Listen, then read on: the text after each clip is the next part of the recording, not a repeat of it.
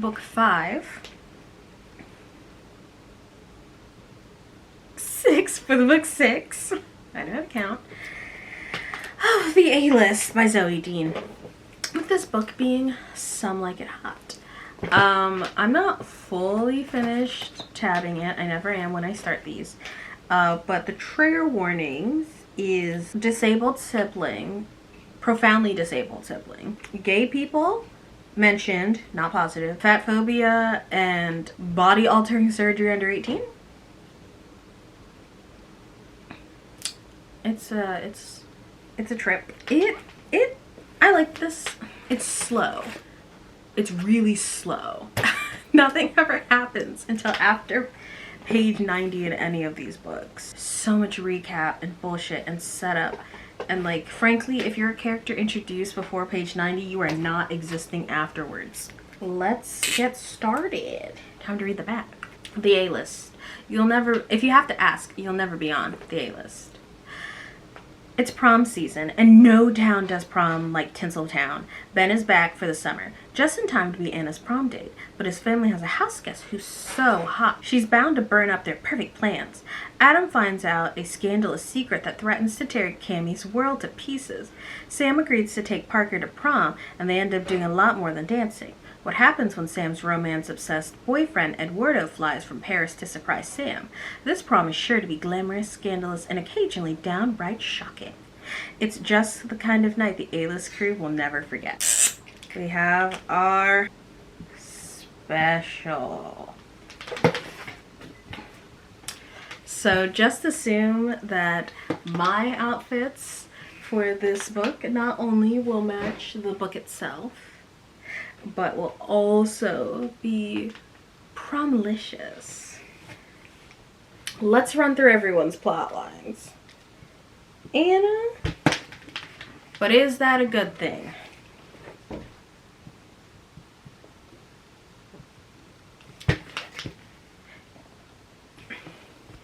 Kinda. Anna is jealous and jumps to conclusions a lot about Ben. A lot. This book ends up being the second most love triangle-y love triangle behind the first book, with Anna. Hold up, I'm gonna give it the whole board. I'll come back to you. I say the most love triangle-y love triangle. It's the most love decahedron, where everyone's connected to someone else on the board. We really solidified Parker as a main part of the cast for the next 3 books. However, it does not really withstand by the end of it. I think they forget what to do with him once he's no longer gigoloing, and once they kind of resolve to keep certain pairs together. So let me show you the love triangle as I know it to be. The love spread matrix as I know it to be, with Anna to Ben, Ben to the hot friend that I can't remember her name right now, and then Princeton Blythe, who I mentioned at the end of the last book. It doesn't matter if the book mentioned it. I know that that's coming, and it's said in the first 50 pages of this book. Moving backwards, Anna's previous relationship with Anna and Adam and Cammie together. Adam is friends with Parker. Parker is friends with Sam. That are also a will they, won't they. And then Sam's current boyfriend, and now you will move back over here. Ben's family friend. Family friend is, I think, too young to be a part of this equation. She is a year younger than the rest of the cast, which isn't a lot, but like, they're barely 18, 17-year-olds, and she's barely 16. 16, 17-year-olds? Crazy. I haven't spoiled the surprise to you what her actual love match is, but it's stupid. And then Ben brings a friend home from Princeton. His name is Jack. And this is the third Jack of my day. And he ends up going to prom with Dee. That's not really a spoiler. It works out. So this is our love decahedron. And it's Anna is jealous. We've gone through the love decahedron. Ben comes back to town and Anna wants to be all over him to make up for all the times they've been fighting and lying to each other. So those two are pretty solid. Don't really worry about them. They're fine. Boring plot.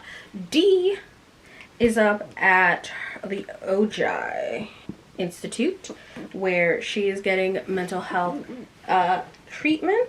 She actually comes to the end of her treatment the night of prom. Woo. So now she gets to join the rest of the plot. She's mostly out of the plot until the halfway point of the book. So she gets to join the plot. But she's sad. She's not going to have a boyfriend. Cammie, who decides she's going to be a good friend, is like, I'm going to get you a date. Woo! She gets her a date. Woo! But also, Dee has made a friend at the Ojai Institute. This young man that I cannot remember his name, but keep him on the board. Pin him for later. Dee gets to enjoy prom. Yay. Jack with a hot friend. Because he gets introduced into the cast so late, they gotta really hit home that he's a good guy. We don't have enough time to show, not tell, so we must tell. And his tell is that he is a working class boy from New Jersey. So imagine, I'm not gonna do the accent, but imagine every time he's talking, he's like, I'm walking here, because Anna immediately notes that he does not have an accent like she has. He's got a working class accent. And then he's like, wicked smart. And that's Boston. But he's wicked smart, and he got a full ride to Princeton, and he's gonna retire his mom, retire his dad, get everyone out of the brownstone, and give a nice comfortable life to his sister with I believe Down syndrome. I think they said that she had not Down syndrome. I don't think she's Down syndrome, but she is she has a mental handicap. She is 12, I believe, with the mental capacity of like a 3-year-old. Because she is, there is some use of the hard R word that always catches me off guard when I come across it. But you do, because this book is coming out in like 2006, that they thought they were being progressive, when they refer to her as that. But she's there, having that. And so he loves her dearly. She's his best friend, which is why it feels a little bit like, oh, he can love this other not mentally ill, capably different person versus loving someone who's mentally ill. These are two different things, but they feel like they're trying to equate them. Like he's somehow prior built for this because... Hold up. Yeah. I think he fulfills something in which everyone gets a little slice of the pie by the end of the American pie, if you will, by the end of the series, and he facilitates that by his existence, and that's the best I can give you. But he's there to be like, I don't so much like these Hollywood types, and Ben and I were dogs out on the East Coast. Pussy, skirt grab, you know, that type. And he's good. He's there. You're there. We're there. America, you were there. Oh my God. Our top executive. Our top executive has arrived. She fell into a trash can, but she arrived. Ben works at a nightclub. That's it. This becomes a problem later, but Ben works at a nightclub now. And he really likes it. And he fucked Blythe once. Now for the fun A-plot. The fun A-plot is that Sam is an irony-pilled millennial who can't enjoy anything unironically. So she decides that she wants to go to prom only if she can do it ironically and with a mean spirit. She then makes nice with the prom weenies, a set of girls who are on the prom committee, they are squarely B-list. They're sweet enough. They unironically and with full passion want to plan prom. The thing is they went to prom last year, so it's not cool for them. And the prom is like normally for charity, but it's the 50th year and they really want to be cool, and the prom weenies know that everyone else would come to prom and it will be a success if the A-list comes to prom. And Sam just irony pills her way, horseshoes her way into actually wanting to be a part of prom, and effectively ends up being on the prom committee under the guise that she is going to make this into a documentary about kids who want prom too bad, making fun of them, you know, cringe, showing them all the stuff, how prom comes together, all the behind the scenes stuff, getting stories, exposés, following the girls around, giving them handheld cameras. And then Cammy sets their prom location on fire. No joke, arson. And so now they have to move it. So now Sam is even more involved. And she like wants to go. And then like Eduardo is like, yeah, I'll totally come to your prom. And she's like, slay, this is going to be great. But he can't stay the night because the next morning is his parents' anniversary trip in Peru. So he can't stay. And she's like, whatever, we'll make the night work. Cammy sets the prom location on fire. So now Sam has gotten the set of the movie that her father's working on, which ends up also being a plot point for a good bit of the rest of this. And is like, okay, we're gonna do prom there. But then filming runs over. So they're like, oh shit, we gotta move this over to the next day, so prom's gonna be on Saturday now. And Sam's like, okay, so Eduardo can't come, cow bummer, I'm sad, I'm depressed, are you happy now, universe? And so she agrees to take Parker to prom, and boop, the plot happens. I got my wish, but like a monkey's paw curling down into a curse. It can't be fun for me because Parker and Sam kiss at the after party, and guess who walks up? Eduardo, and he's pissed. Plot. Finally, the not fun plot line. So Cammy's mom died, and it's like, yeah, we knew that, but we didn't know. We know that she drowned on a boat, but the story she's always been told has been a lie. So now what? It's fucking 7 hours raw all the goddamn time. Adam, at the end of that last book, says he would help her and how much he, you know, cares about her and is gonna do that for her. So he has his parents track down anyone who knew anything about it, and it leads to Sam's mom, and oh, I knew. Now, if you'd have told me back here, frankly, up until like here, I think I conglomerized, because it took me forever to read these goddamn books, I think I conglomerized in my head that Sam's mom was also dead, but she just ran away. She ran away because she was sleeping with Cammy's dad. Oops. I don't remember if it happens in this book or not, if it happens in the next book.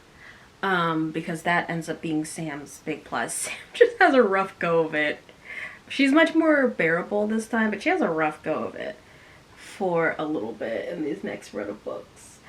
But she will confront her mother, and her mother has a very like humanizing response, which is like, I'm also just a girl, dude, and don't have kids before you're ready, and you should always be allowed to leave situations that are no longer serving you. But Cammy goes to like talk to her father about her mother on her mother's birthday, and her father's just like, she's dead, what am I supposed to fucking do about it? It's really hard, but she's dead, and I'm with my new wife now. I can't I can't dwell on this. And then Cammy goes upstairs and smokes a blunt and kisses a guy, but she doesn't do anything else with him. She kisses a guy and leaves the roach in a trash can that sets the historical Beverly Hills monument on fire, leaving the prom stranded, setting up the rest of the other plot. Cammy fights with a lot of people as she emotionally lashes out about how all of this could have gone down and what it means for her, but she kind of recovers from it and becomes less and less aggressive about it, and for that I am glad. Yeah, that's Cammy's plot. They all go to prom and have a good time. On to graduation. Yikes. So I'll see you for the main plot section as we go through the rest of the book. I think it's just got a lot of depth. The book has a lot of depth to it that the other one doesn't. That really, like, even though it's slow and weird, it's fun. It's fun. I'm having a great time. I hope you'll join me. All right. Okay, so we start with the prom committee of the graduating class of Beverly Hills 2006. So, God, that would make them 2 years older than my sister. So, even right now, they are, what, 38? 38, 37. 37, 38. Yeah, 39. Invites you to the 5th anniversary senior prom, 8 p.m., May 16th, 2006, Grand Ballroom, Bel Air Grand Hotel, black tie. Per couple, same-sex couples welcome, $1,250. RSV card included.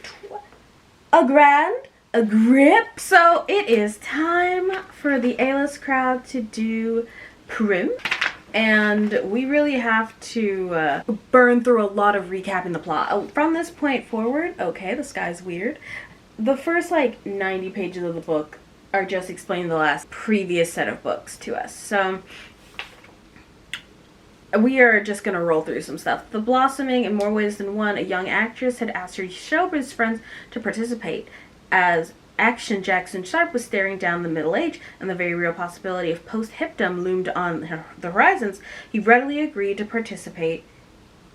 But since he was on location for the newest shoot, Ben-Hur, a remake of the often remade classic set in the Roman Empire, Jackson was not just starring in it, he was directing it. He had asked his assistant Kiki to do the honors for him. So, Ben-Hur, where we will at some point have Broom. Sam is just like, it just gets this wild hair in her ass that she is going to document and make fun of these prom weenies. Like, being irony pilled is so annoying. Like, girl, just admit that you want to do things that you want to do. Enjoying things is not a crime. Oh my god. We meet our prom weenies. Jasmine Eccles and Ophelia Berman are our prom weenies. They were named for, Ophelia being named for Hamlet is so me because Hamlet is my favorite Shakespeare play. I relate to Drowning because your husband's just so cringe.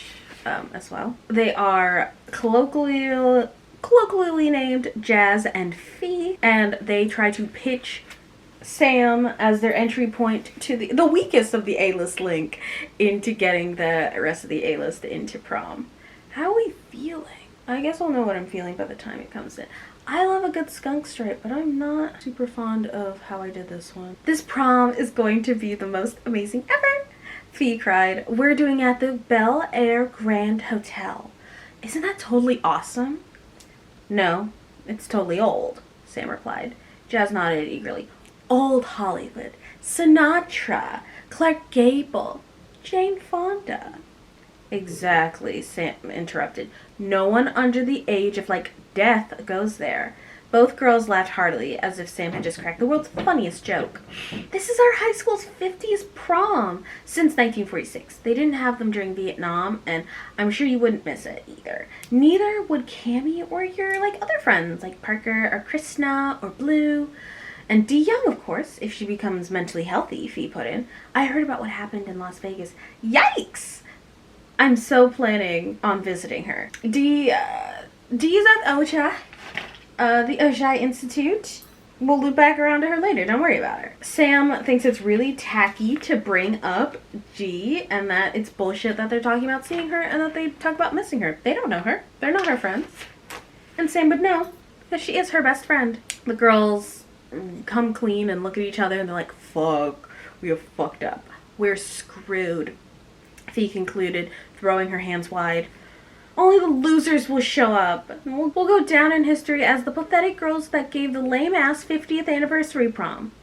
I think prom sounds like fun, Anna put in. Thank you, Anna. See, Sam, she's coming. Fee looked ready to embrace Anna. She didn't say that, Sam corrected. She said sound like fun. Well, what if we do it for charity? Jas offered. Any charity you want? We did charity last year, Sam reminded her. That's why Cammie and I went. Please, please, please, please, please, please. We need you.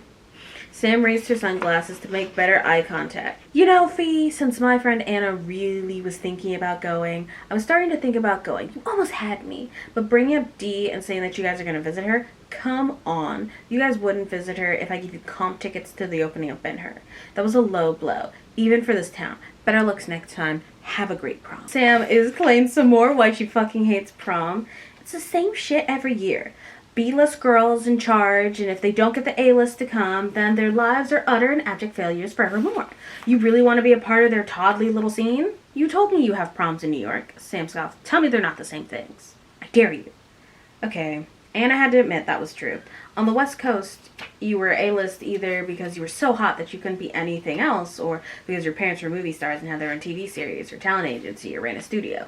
Sam was automatically A-list because of her father. Cammie was double-barrel A-list, qualifying because of both of her looks, and her father's one of the most talented, powerful agents in Hollywood. Dee was A-list because her father was a famous music producer. The East Coast version of the A-list was demarcated differently along the lines of old money, relationships to royalty, and or the arts. You could be A-list if you could trace your lineage back to Peter Stuyvesant. You could be A-list if you were the kid of the first name partner at a Wall Street law firm. You could be A-list if you were well reviewed in the New York Review of Books. There was one other big difference. Now that Anna thought about it, looks are far less important in New York. You could be ugly as a horned toad in New York and still be on the A-list if there were other qualifications in your favor. Here in La La Land, there was a minimum standard of attractiveness. I like that. It's good. Anna is like, oh my god, what if we bring the boys? Eduardo and Ben really like each other, so we should have them. And then Sam is like, oh my god, this is perfect. I can do this. And you're like, what? Go to prom? And she's like, kinda. Anna's like, okay, so you're gonna do the documentary about prom. Are you gonna bring your boyfriend? And she's like, no, he's sleeping with other women. Finally, it made sense, which made Anna feel terrible. Eduardo is seeing other girls? Sam shrugged and stared into her dark espresso. Other girls are definitely seeing him, that's for sure. Anna was confused. Wait, is he or isn't he? Allegedly, he isn't. But he showed me around the Latin Quarter last Saturday, and it's a freaking parade of gorgeous skinny girls. Bonjour, Edward. Salut, Edward. Come vas tu, mon cher Eduardo? That's your evidence that he's cheating on you? That girls were saying hello? Sam is deeply mentally ill. She is unwell. Bless this mess that is this child. She can't help it, Your Honor. She's traumatized. Sam pulls Anna into her delusion and says, oh my god, weren't you worried about Ben doing whatever with whoever when he was in Princeton? And yeah, in fact, there was certainly plenty to talk about. When they had gotten back together in Vegas, their new spirit of honesty, Ben had told her about this girl named Light he had been seeing at school. Allegedly, it wasn't serious. Anna recalled that information hadn't fazed her. The rest of their time together for those few days in Las Vegas had been wonderful. They had made love until dawn in Ben's room at the Palms, taken a tour of out to Lake Powell, and rented a boat for an afternoon on the lake. It had been open, romantic, and unforgettable. So she's back on the Ben train. Which is fine, I guess. It's fine. He's fine. Sam posits that the town makes women crazy and that you're just simply never enough. It doesn't matter where you are. If you're going to be in the center of everything, you must suffer, because she can never be enough in Paris. She can never be enough in Spain. She just never feels like she'll be enough anywhere. Anna is like, we're gonna do radical honesty. That's what we agreed on. We're both going to be completely honest. That's what we agreed on. In the past, it's been dishonesty that's always messed us up. Do tell. Well, Ben wasn't honest with me about what happened on the boat, and that hurt us. And then I wasn't honest with him about some of the other guys I was seeing after he went back to Princeton, and that hurt us too. And he wasn't honest with me about his feelings for me. And well, you know, that's why you need to be honest with us, Wardo. Broken up, or meeting, broken up, toxic, because she wasn't doing anything suspect, but he was making it difficult for her to be like social in her new life here. Broken up. So what? I don't believe she had anything to apologize for other than apologizing back and forth makes things equitable and makes certain people feel better about their participation in some things. Ew. So she's like, oh my god, be honest with him. And she will learn that lesson, that she will be honest with him, but she will not learn that yet. She decides to name the movie The B-List. Ha ha! Like this. Ha! So that's gonna be the name of their keep up with me here, Anna. The documentary, The Beverly Hills High School B-List, the pathetic B-List for whom the prom is the defining moment of their lives. I'll do my documentary about it. It's perfect. All right, mean woman. It would have, if it was modern, it would have film Twitter and social justice Twitter in an absolute tizzy. Because what do we say about bullying teenage girls? But she's still a teenage girl. What do we say? We can't call them a bitch. Most of the time. I've got it. I'll tell the prom winnies that I'm making a documentary called Beverly Hills Prom. She used her hand to mime a marquee. They'll be the stars. We'll all go to the prom. I'll even invite Eduardo because I'll have an excuse. My movie. It's brilliant. Why do you need an excuse? Please, I'm on a roll. I can see it now. I'll take the audience step by step through prom. The shopping, the makeovers, the food, the prep, the makeup. Maybe I'll even contrast it with how some proms in the valleys do it, so the audience can see how the other half lives. What if I focus on a girl at prom in Simlar who has to buy her dress secondhand? On the weenies who have an unlimited budget. The weenies will weep with gratitude at their good fortune. I'll win the contest and they'll show my movie at all these festivals. No one will know it's me until after I win. Maybe I'll even make it under a pseudonym, and everyone can take their assumptions about Jackson Sharp's daughter and they can shove them where you know where. And then my brilliant career begins, and I've only got one question. What's that? What time is it in Paris? I've got to call Eduardo. I know he's Peruvian, and it wasn't an issue when I was reading the book, but every time I say his name out loud, I say Edward. So now it's just Robert Pattinson. Robert Pattinson will be our stand-in. So Anna's just like, oh my god, what about Blythe? What about everything? Could she really expect him to live as a monk while she is out there thoughting it up? No, but I think there needs to be radical honesty about what happened.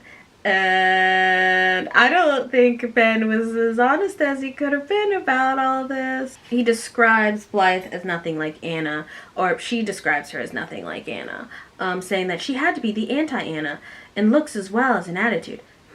Flaming red hair down to her ass, eyes a few shades darker than her hair, maybe 5'4", with voluptuous body and large breasts that didn't need a bra. The kind of lips that most girls only got via injections or some kind of filler that practically begged to be kissed. We're back to fucking Lacey. We're back to Gabriella. We are back to these goddamn songs that are so, I hate this girl so much. I just want to kiss you. Just want to give a little about it. My god. So she's all gay. She's all gay. She's all in a huffy about it. She goes up to Ben's front door and she answers the door. A door is answered and it is not Ben. It wasn't Ben. It was a girl and had never seen before. Oh God. She was clad in nothing but white silk robe that showed off her curves of her lush body and had a towel wrapped around her hair. Obviously she had just stepped out of the shower. Anna had to look up at her eyes. She was easily 5'9" or 10, damp. Thick, wavy, inky dark hair fell like Rapunzel, well past her shoulders. She had very pale skin with a splash of freckles across the bridge of her nose. By Hollywood standards, she was a long way from thin, but the whole thing definitely worked. She was the anti-Anna. Blythe, this had to be Blythe. Anna felt a blood rush to her head, so much so that she actually felt woozy. Yeah, Anna had been raised according to This Is How We Do Things big book, East Coast WASP edition. Rule number 7, control at all times. Is Ben here? Oh, sure. I hope you don't mind waiting. He's still in the shower. I will not cuck you. This is, Maddie. This is Maddie, and she is a part of our plot through God's most convoluted web. Alright, okay. Let me get the board. This is a use for the board, I think. Alright. Boom. So, who is Maddie? She's like 16. I'll confirm in the book, don't worry. She goes to Palisades High instead of Beverly Hills High School. She has recently gotten weight loss surgery and has a whole bunch of extra skin, i.e. her very curvy appearance. She is hot and bothered for boys, no men, and is naive, question mark. Now you might be saying, how did she get here, actually? So, Ben and Maddie. So, Maddie's parents are defense contractors. Or Maddie's parents let her move in with her aunt and uncle. But they're defense contractors. So they got sent off to Germany. But she's only got one more semester here. So they were like, we'll let you stay here. You can stay with our friends, the Birnbaums, i.e. them, and thus staying in Ben's guest house, family guest house. It was really complicated because they couldn't do what they did in book 2, where Ben's horned up cousin that they have pretend to be a love interest, be horned up for his own cousin.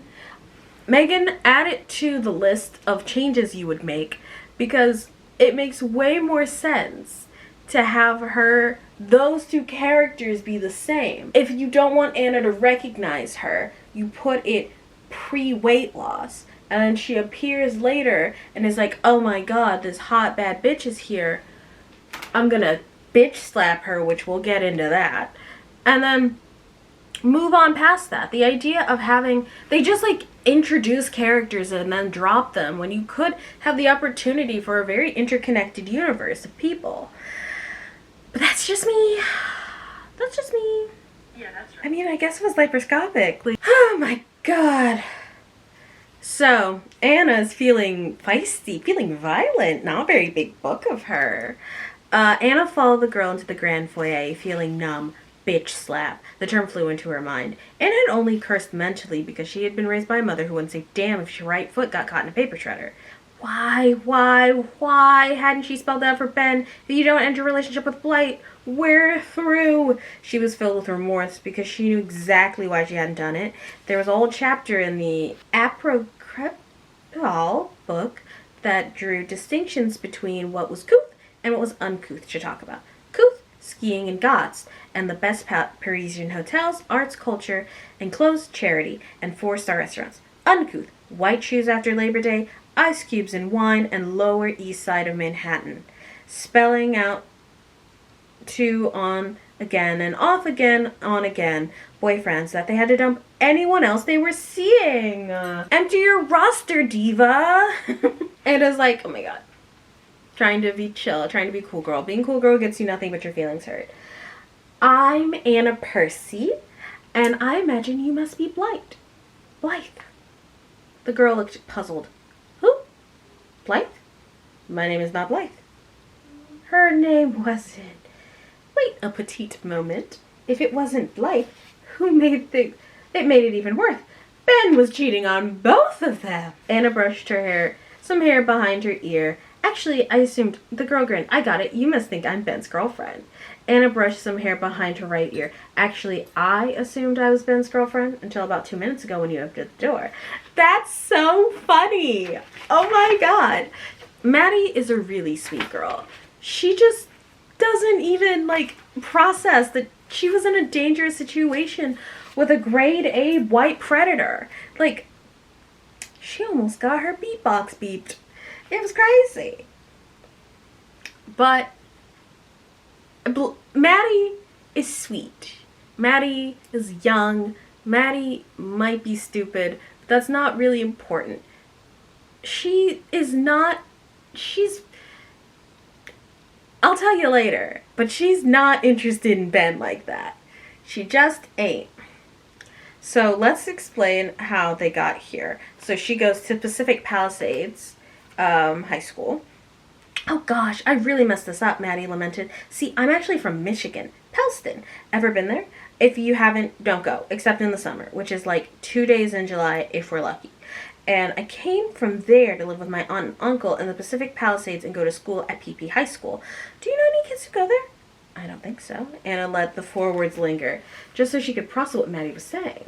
Oh, well, some of them are nice, but some of them are so mean. Anyway, my uncle works for the State Department, and he had to go to Singapore in March, which is bad, except for my aunt and uncle, and the Beerenbaums are friends, you know? So Mrs. Beerenbaum said I could stay here through the end of the school year, and that's why I'm here. I got it all right. I wrote out that note not knowing if I had gotten any of that correctly. And so she's like, oh my god, do you want to see something? And Anna's like, huh? And then she hands her a book filled with a 300-pound Maddie. 155 pounds ago. I love showing people the photo. It was taken the day before I came to Los Angeles. I had my stomach stapled last August, which was gross, but not as gross as I thought it would be, even though they did make you pee out of a tube for a while. Did you know that? Anyway, big difference, huh? People could be so cruel and ruthless. She thought of how Cammie Shepard might have reacted to the before Maddie and shuddered. Maddie was lucky that she had chosen Pacific Palisades High School. Oh my god, this book has taken so much goddamn abuse. You're a brave person. I was fat my whole life. My whole family's fat. We could have a contest for fat, and fattest. Anywho, when I go back to Michigan for senior year, I'm totally going back skinny, which would be so cool and amazing, and all the guys who used to tease me will be like drooling, and I will tell them to go screw themselves. I'm losing like 25 more pounds, and then watch out world, Maddie crowed. Except I'm kind of inexperienced in the guy department. That worries me a little bit. Anna smiled. It will come naturally to you. You'll see. Maddie's face lit up. You think? Because I really have to make up for last time. Anna Percy. The voice was male and deep, but it didn't belong to Ben. It wasn't Ben. Anna turned to see a college-age guy in an oversized blue bowling shirt, jeans, and a white Converse All-Star high tops. He was tall and skinny, with gelled, rust-colored hair, and stood straight up. Old-fashioned black tortoiseshell glasses framed his dark eyes. There was an insolent smile stretched across his quirky, cute face. Anna rose, automatically thinking what a strange few minutes this had been. It's Jack Walker, which I did get his name correct too. I wasn't sure. I get flashbanged with characters. You're Ben's lady. Anna had lived in New York City long enough to be able to pick out Jack's accent. New Jersey. More specifically, Northern Jersey. Not one of the affluent suburbs like Tenfly or Alpine either. More like Jersey City or Union City. She realized that if this guy had gotten into Princeton, it wasn't because his grandparents had donated a building or because his father was a member of the Federal Reserve Bank Board of Governors. He had to be smart. Independently smart. She wouldn't be surprised if he had earned a full ride to Princeton. Which he had. Jack is here because he got a killer internship at Fox TV in the reality TV programming department, living in an exec's guest house in Santa Monica, driving his second car, which happens to be a Beamer. Sweet. I like Jack. I like him quite a bit. I think he's fun. He is from Jersey and thinks he's better than the rest of everyone else. So Ben finally appears half naked in his own home, and Anna's like, something's wrong. He's not kissing me immediately. Girl, his friend is there, and there's so many people here, but she gets all up in her head that there has to be something wrong with them. She then is like, actually, whatever. Then they kick everyone out. They go to eat ice cream and make out and be hot together. There's no reason to rush things. He'll be here from May, June, July, and most of August. He has to work. He was originally going to be working at the Riviera place. He had mentioned possibly working in the pro shop at the country club, but he got a better offer. A new club in Hollywood called Triste. This is me we're talking about. You're at Membership Street. It's so far down. So Anna and Ben are now reunited. Sorry I took forever. Ben apologized. I got a phone call. They're like making eyes at each other. Jack and the girl go off to go do something else while those two go make out on the couch for probably too long. You're gonna be chapped. So Ben is here and he's back from his first full year at college despite taking a fucking month off to dick around, but he's got a job. What is Ben's major? Like, it's probably too early to declare a major when you're rich like that, but like, I'm trying to get a job that's relevant. Whatever. So he's got a job. He was originally going to get a job at Country Club, but they retcon. Like, I mean, I know things happen, but again, it definitely feels like a baton is being passed between the writers, where one of them will be like, and the other one will be like, well, I already wrote 40 pages of him being a bartender, so make it work, which he does. So now he's got a better offer. Have you heard of this new club in Hollywood called Triste? Amused, Anna craned her neck to look at him. This is me we're talking about. You're right, club challenged. Golf club and nightclub. I, however, have read all the classics in 3 languages, where she just is like, I don't know anything about anything that's ever happening around me, but I know how to read a book real good, and everyone's like, haha, Anna. So Anna is kind of like, so he works at a nightclub, it's up and coming, this will become a problem later. She's like, oh my god, your friend Maddie's gonna want me to sneak her in. He takes pity on her. Is it pity? Is he, again, this is why her being his cousin would have worked better. Like, you wouldn't have gotten the creepy quasi, we already are doing the creepy quasi-incest thing because Anna already saw them kissing on the pier. But it would have worked better because now we have to like make up a reason why, like, oh, Ben's got a hero complex. That could have just been his cousin that Anna is just like weird about. Poor kid. She's innocent. With this new body, she doesn't know how to deal. Her mom and my mom are friends from high school. I watched her grow up and out. The kid suffered. It really sucked. She showed me her before pictures as they're all acting like a child being fat is quantum to a burn victim. But we get back to what I think is way more interesting, which is Sam and the B-listers, the prom weenies. So she goes to meet up with them at the Bel Air Grand Hotel. She pulls up, the girls pull up, and she's driving an Audi, a B-list car. I would kill to have an Audi. Sam had a plan. Let the weenies talk her into a tour of the prom site. Play it cool so they thought there was no way... So cool that they thought there was no way that she and her A-list friends would attend the prom. Then turn the tables on them so that she could not just make her a documentary, but also have some artistic control over the party. Once everything was set, she'd tell Cammy and the others. Loyalty counted for something in Hollywood, and she was confident they'd participate. Who knew when they might need favors of their own? As for Anna, there was definitely a bit of a rift. Anna thought that the idea of the B-list was mean. Sam, though, knew Anna wanted to go to prom. Ultimately, the idea of a double date with her and Ben and Sam and Eduardo could prove to be too enticing to pass up. So that's how we're doing it.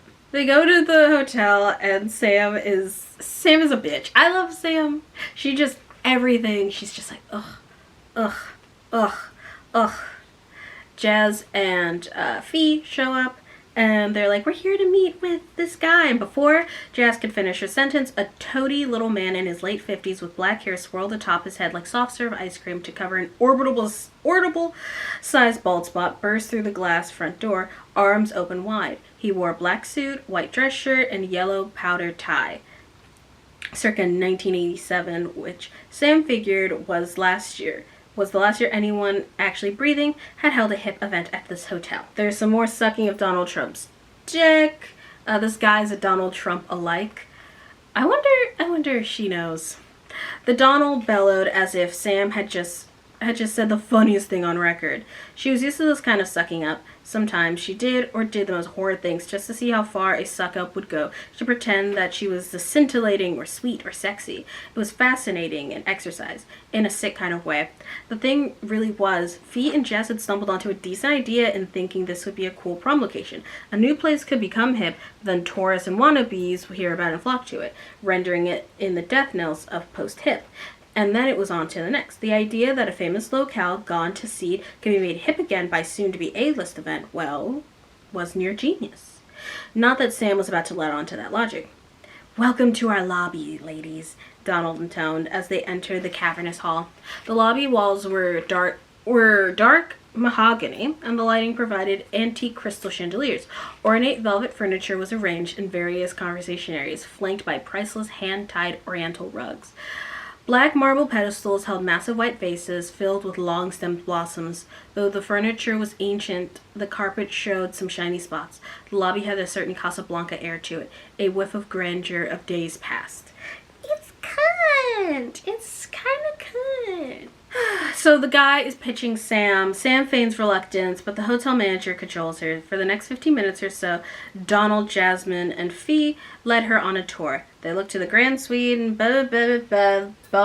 It's so beneath Samantha. The guy finally leaves, and "We're going to go with a Renaissance theme," Jazz blurted, "in keeping with the surroundings. It's going to be so fabulous." Free rushed in to join her. "We contracted those people who do Renaissance fair thingies, and we've hired them for jousting and tarot readings and, wenches, you know?"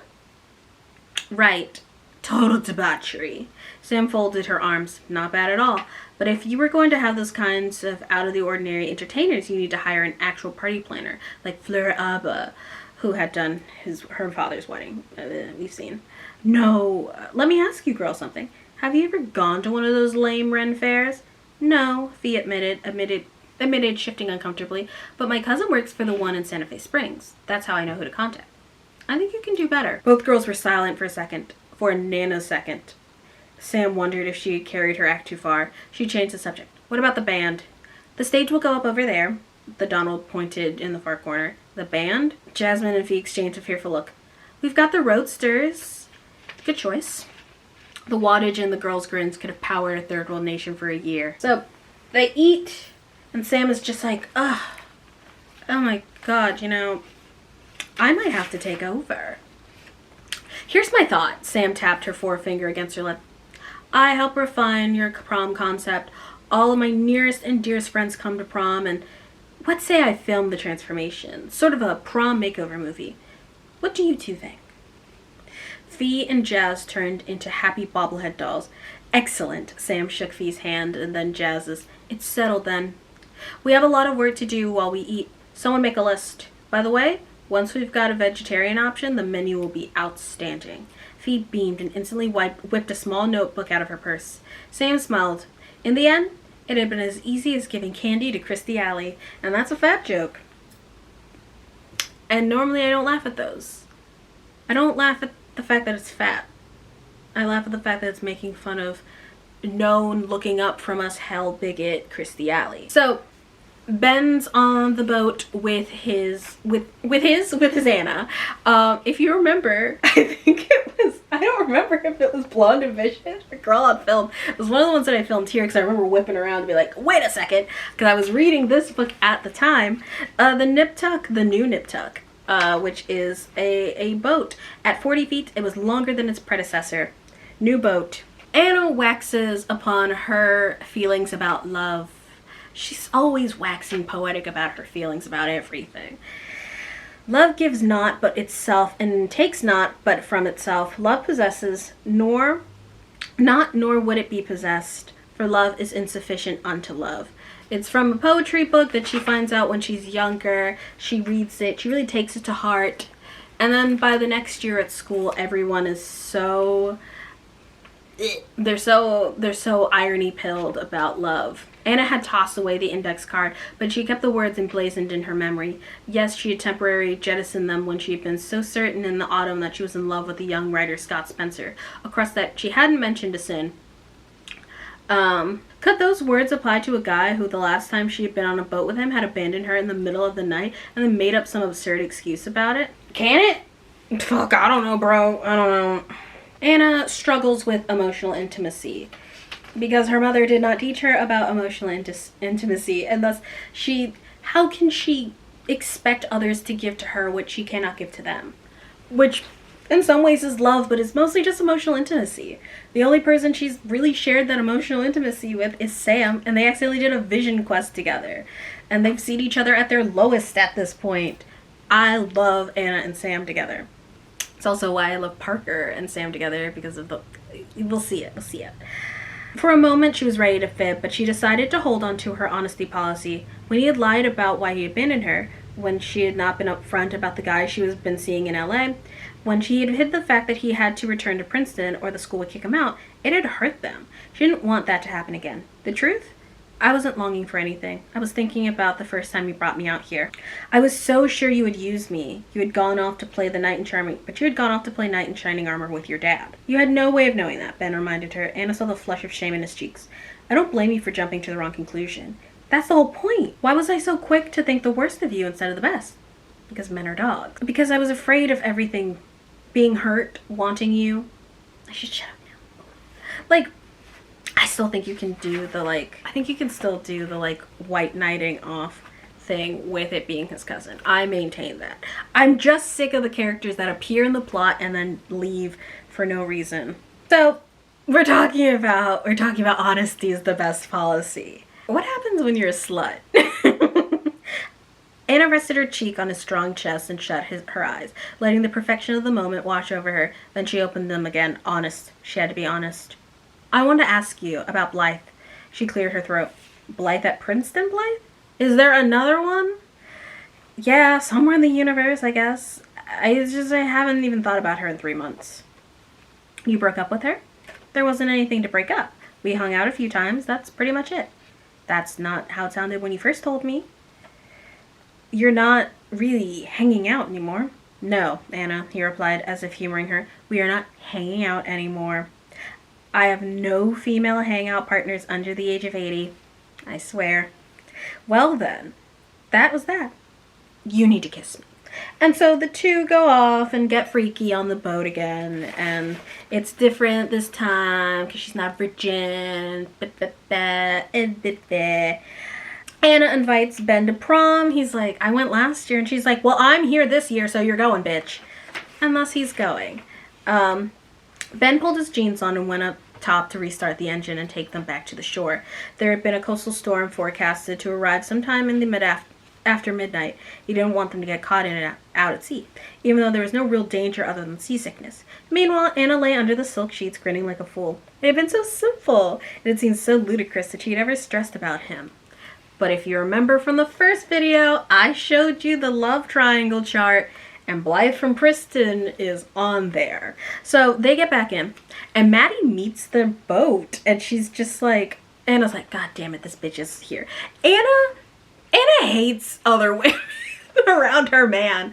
Like, he has made it very clear that there's nothing going on between them, and she's determined to be like, get this fucking nematode out of my sight. Off my boat. One of my favorite things about these books, and it kind of makes me sad because I'm reading Hollywood royalty and everyone has iPhones. Ben has a Samsung D600. Everyone's got specific phones that say something about their personality. I love it. So, like, Maddie and Jack went to dinner at the marina, and they meet them up to be like, hey, are you gonna get swept up in the storm? And Anna's like wearing a really thin t-shirt, like underneath her hoodie, and it's like she's wearing Ben's hoodie, and Ben wants to give it to Maddie, and Anna's just like seething. Maddie's got a crush on Ben, maybe, and like Anna is so fucking put on. Anna can't be a girl mom. She's gonna see it as competition for Ben. And it's gonna fuck that kid up. Maddie had a crush on Ben. It was really sweet. Sort of. Kind of. It would have been a lot sweeter if Maddie wasn't quite so curvy. And if those curves hadn't been living in Ben's house. What is you, girl? So they go to Ben's crap shack, and we get put into Jack's point of view, or he's kind of perceiving Maddie, but not in any real way. And he's just thinking about his sister, being like, "You'd like it here, Margie." He loves his little sister. He takes her dancing. I don't know if I've read this yet. I think I said it out loud that Jack's sister is special needs, but trigger warning for that. He got their drink orders, a beer for Ben, a cranberry juice for Anna, and cut through the crowd back towards the bar again. Someone had put Roll Deep's Let's Let It Out on the jukebox, causing a surge of dancers to make their way to the tiny dance floor. "You'd like it here, Margie." He was thinking about his little sister Margie. She loved to dance. Margie's real name was Marguerite. After a long dead relative, Jack had been 6 when they brought her home from the hospital, bundled up in a pink blanket with yellow elephants on it. Funny how I remembered that, and his ma had insisted that they all call the new baby by her new full name. Jack immediately told his 2 little brothers that they should call her Margie, and Margie it was. Jack was the oldest. Everyone in his family listened to him. In fact, people in general listened to him. He was smart, savvy, and a born leader who, when the situation called for it, knew exactly how to manipulate pretty much anybody and make them like it at the same time. Maybe that's why he loved reality TV. It was the star fuck of manipulation. Jack intuited. It really pissed them off when people... Oh my god. Margie loved TV star look. Margie loved the movie star looks Texan, and would kiss the TV whenever he was on. 2 things she loved: dancing and reality TV. No, 3 things. Jack. She loved Jack. It really pissed him off when people would call her mentally R-worded. Brain damage was totally different thing. Margie was now 13, but usually she acted like a 3-year-old and only talked baby talk. Other times, though, she could read simple books or even add numbers. There were tests to figure out the whole thing for sure, but Jack's parents couldn't afford to get her those tests. Instead, his mom went to our Mother of Mercy 3 times a week and burned candles for her daughter, as if the good Lord was going to suddenly undo what had happened to her. Shit. His family was worthy of its own reality TV show. Margie went to a special school, paid for by the state of New Jersey, but in Jack's opinion, the school sucked ass. His parents couldn't afford one of the private schools where privilege sent their brain-damaged kids so they could actually learn something and do things for themselves and have some kind of decent life. That didn't sitting in a living room watching reality TV all the time. If not for him, Margie would have been very lonely. His brothers were always studying or playing video games or running around with their friends. His parents were always working, but Jack could always do homework inside of an hour and ace every test. He didn't really give a shit about running around with other kids. Video games bored the hell out of him because they were pointless. Plus, the sight of Margie sitting there rocking herself, glued to America's Next Top Model or whatever, made his chest ache. He'd watched her and he had gotten hooked on it too. Jack loves his sister, gets reality TV show, and hates rich bitches. Except for Ben. He likes Ben. He's down with Ben. They're sitting, they're talking, he's got the drinks, and then he sat down, but then Maddie ducked her head between her own arms like she was shielding herself from flying shrapnel. What? Anna put her hand on Maddie's forearm. Are you okay? Madeline, is that you? Jack watched Maddie cautiously lift her head as a man in his 20s, dressed in worn jeans, faded tennis shirt, combo of most of the patrons, with blonde hair parted on the side, strong nose, and round rimless glasses, bounded over to the table. Jack thought the guy looked like Trent Reznor of 9 Inch Nails if Reznor had worn glasses and had blonde hair, which is like, hey, how's it going? Maddie muttered something and looked as if she were trying to shrink. I'm Brian Tantranella. The guy introduced himself. Maddie's math teacher at Pacific Palisades High School. The kids call me Mr. T. Madeline is one of my best students. Crazy work. Crazy work. If you can see where this is coming, because I don't remember if I said it explicitly. The guy leaves, Anna's like, and she's just like, Anna's like, I've never had any teachers who were that handsome, Anna told Maddie, who looked wildly uncomfortable. You think? Maddie wondered aloud. He's okay, and I still can't do trigonometry. Crazy. We're back with Sam as she thinks about things, and she thinks about Poppy. Down the hall, she could hear one of the night nurses cooing in Russian and realized it had to be time for Ruby Hummingbird's feeding. God forbid her young and annoying stepmother would get up and feed her own kid herself. Instead, there was a round-the-clock battalion of wet nurses to do it for her. Crazy work. In this day and age, having people breastfeed your child for you, crazy work. deeply insane, crazy work. Sam is up putting the sequences together for her movie. And then she thinks about Eduardo. Eduardo had not called since she had returned from Paris. 5 days had passed. Anna could say whatever she wanted to say about how much Eduardo liked, loved, adored her. He evidently didn't like her well enough to pick up the goddamn phone. She glanced at the clock. 12:15. 8:15 in the morning in Paris. Eduardo was awake for his international relations class. Was there some French sex kid named Francois in his loft bed next to him? Sandrine? Frédéric? Valerie? Corinne? Chantal? Marielle? The phone on her nightstand rang. And once you know it, it's Edward. Yesterday I left my backpack on the metro. My cell phone, my Palm Pilot, laptop. It made me crazy. Then I recalled that in Mexico you wrote all your phone numbers for me on a napkin. So I found the napkin. Fact. Eduardo had wanted to call her, but he hadn't been able to. Fact. He had actually kept the napkin for Mexico. She's so excited. He talks about the film class in which there's a love scene so intense it made him think of her. She's just like, ugh, nut. She asks Eduardo to prom, and he's like, I can come to your prom. However, my parents' anniversary dinner is the next night, and family is the most important thing to me. So I'm gonna have to dip. And she's like, say less. And he's like, actually, I'm gonna come to your prom and I'm gonna fuck you. And she's like, promise? Ah! So things have to go right for her. They have to. This was it. She'd get him to stay until dawn. Oh God, I love covering up my quotes with my tabs. This was it. She'd get him to stay until dawn on Saturday at least. They would finally make love. Unlike her other sexual experiences, which had almost always involved some weed or alcohol and had nothing to do with actual human connection, she would find out what it was like to really make love. All that plus an award-winning documentary. Did her life fucking rock or what? I don't know about that, Big Diva, but I support you. Back in the deep, dark, sad Cammy plotline. Where's my wife? So, back in the tragic plotline is with Cammy. Cammy arranges for a private little picnic to take place in the morning so that she can go and see Dee at her inpatient facility. Sam and Dee and I think Anna are taking a senior day while Adam is still going to class. The drive up to Costa Malibu had taken an hour, but it was worth it. Her relationship with Adam was sweeter, kinder, even nicer than the one she had had with Ben, because Adam was so essentially decent. He had only been in Beverly Hills for 2 years, having moved, I don't care. He's normal. He's so fucking normal, and he treats Cammy so well, and she really likes him, and they have fun, sexy time. It's so sweet. And then he asks her if she's going to prom. She's like, that's so high school. And he's like, we're in high school. And she's like, yeah, but I'm better than that. And he calls her a snob. They have a lot of pushback to each other.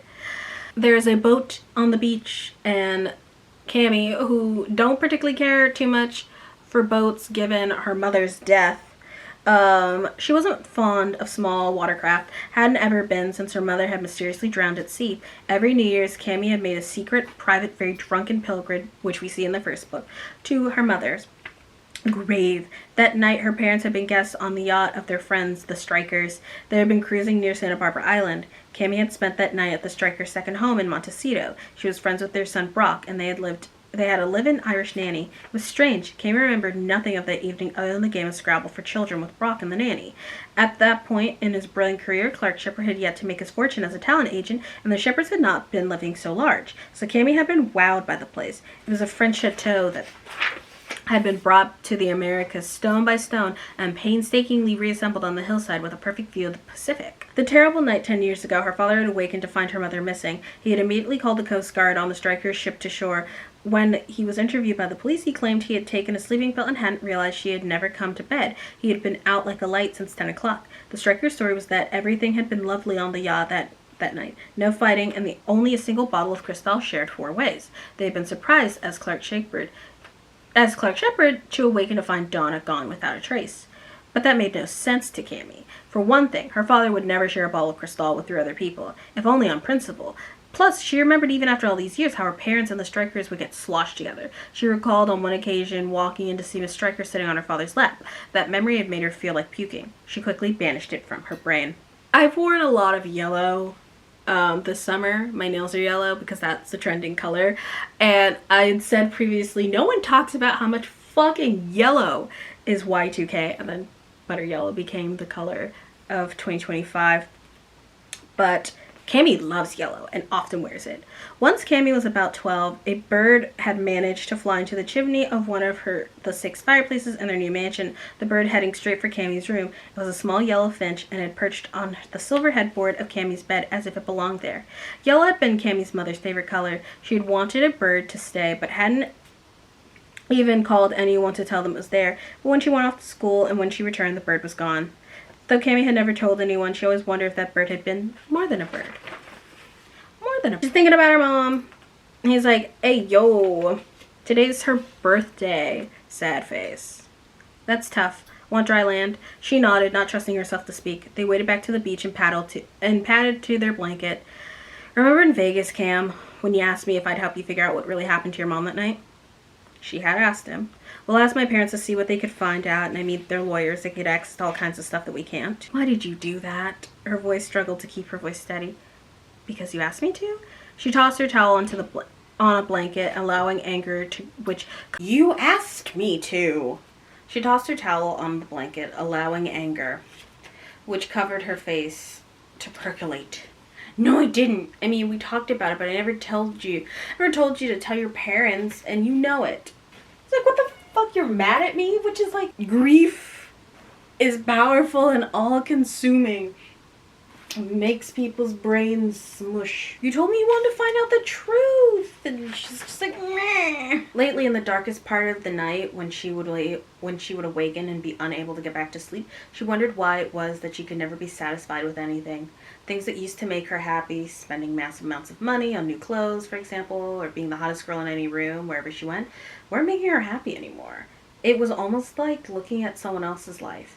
It should have been wonderful, but it wasn't, because her mother wasn't there to share it with her.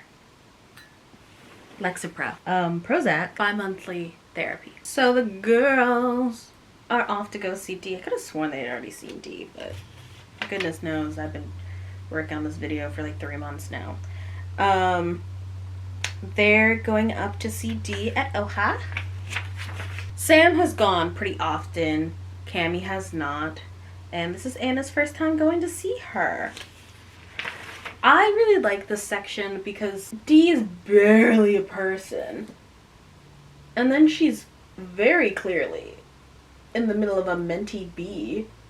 And so it's like, okay, who is D when she's not mentally ill, when she's like getting treatment? And the answer is like really fun.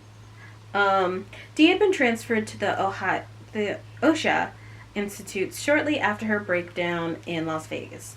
She had been there ever since, according to Sam, though she had a release date 3 weeks hence. They tell her about prom, and they're like, ugh, but you can't go. And she's like, ugh. They're talking about prom together. Anna, Cami, Sam are talking about prom. They decide to go. They've gotten Cami on board without much cajoling because she wants to go with Adam because Adam wants to go. Anna didn't mind that Cami was upset about her fight with Adam, but she was glad that the fight hadn't been enough to break them up. It had meant, theoretically at least, Anna would not be treated to the spectacle of Cami rubbing herself all over Ben like a cat in heat on the dance floor. Anna is locked in about Anna. Fair. We get an overview of the OHA hospital and how beautiful and picturesque rich people mental health clinics are. We love a good Cedars-Sinai moment. Really expensive, really elite. It had been a difficult decision for her, Anna, on or whether or not to come visit Dee. In the brief time Anna had known Dee, she found her, well, odd. Early on, she had announced to Anna that she was pregnant with Ben's baby. Now that had been weird, it also turned out to be a bold-faced lie. Dee had a habit of trying and discarding philosophies like plates of tapas at Maison G on Melrose. And then they see her and she's cute. She doesn't have a You look great, Anna told her. And it really was true. Dee's shaggy, straight, yellow blonde hair had been styled since the last time Anna had seen her, shaped into a pixie cut that had offset her huge, doll-like blue eyes. Her cheeks were flushed and her eyes clear. So, bobbed. She's good. She's there. She's locked in. She takes them on a tour, and generally, she's got a lot of pep. She's not just cowering to Cammy, but she's also not like nasty to her friends. She's not delusional. She's not wafy. There was a point in which it really felt like Dee's character was just kind of a wafy, not with it, not in on the joke character. And now it feels like she's back in it. She, instead of, Cammy's trying to play it cool, like, oh god, I'm just too cool to be here. And Dee's like, you're my friend and you didn't come and see me. I'm not mad at you, but you didn't come and see me. And at every, whiff, every batted ball down, Dee's just like, what the fuck are you doing here?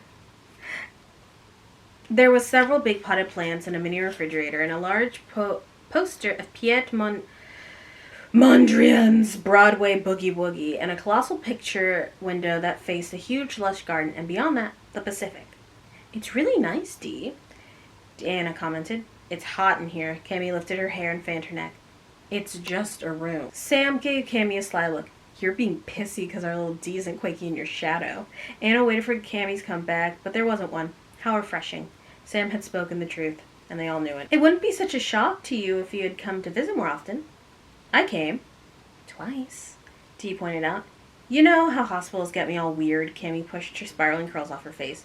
What is it, beat up on Cammy Day? First Adam and now you? Anna was surprised to see actual tears in the corner of Cammy's eyes. Tears. Something must be upsetting her, how deeply that had nothing to do with this visitor trip.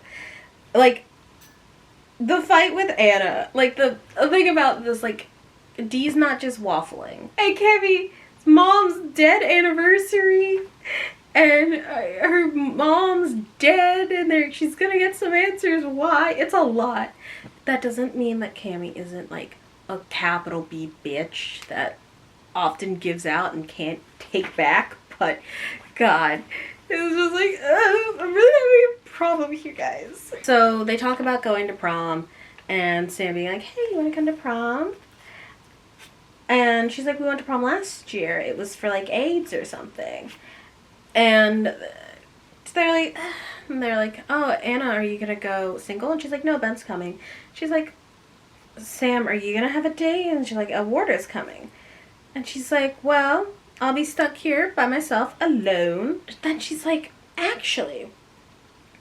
And goes and talks to someone and gets herself a bit of an early release. She's over the age of 18, so she can, coordinate her own release, and does. She's going to prom, but now she needs a date. And Cammy decides to step up to make that happen for her friend.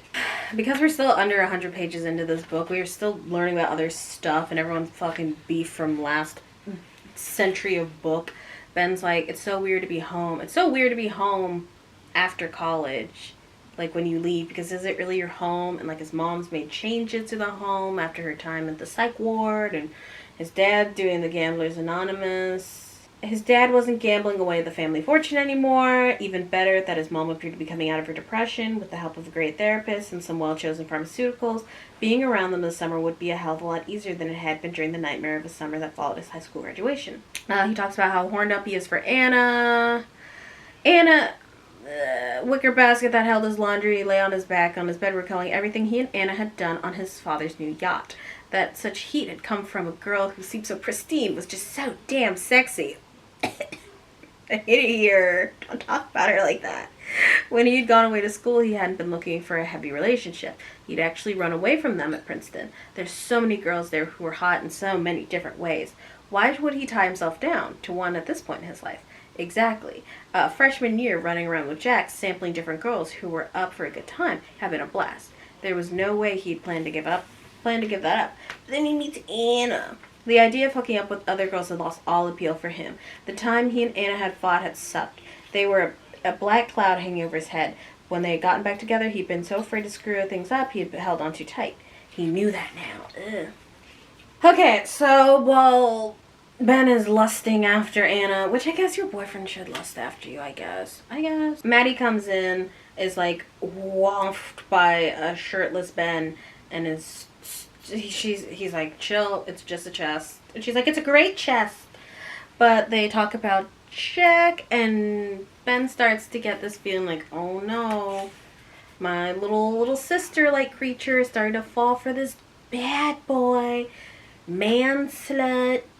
And she's like, I want to go to prom with him. They were out getting ice cream when some of the bully girls at her school came across him, and Jack kissed her to help make the other girls jealous. And Jack agreed to go to prom with Maddie, and Ben's like, no. Ben nearly groaned aloud. Everyone knew that prom meant sex, especially Jack Walker. And he's like, are you guys going as friends? And she's like, oh, you. Anyway.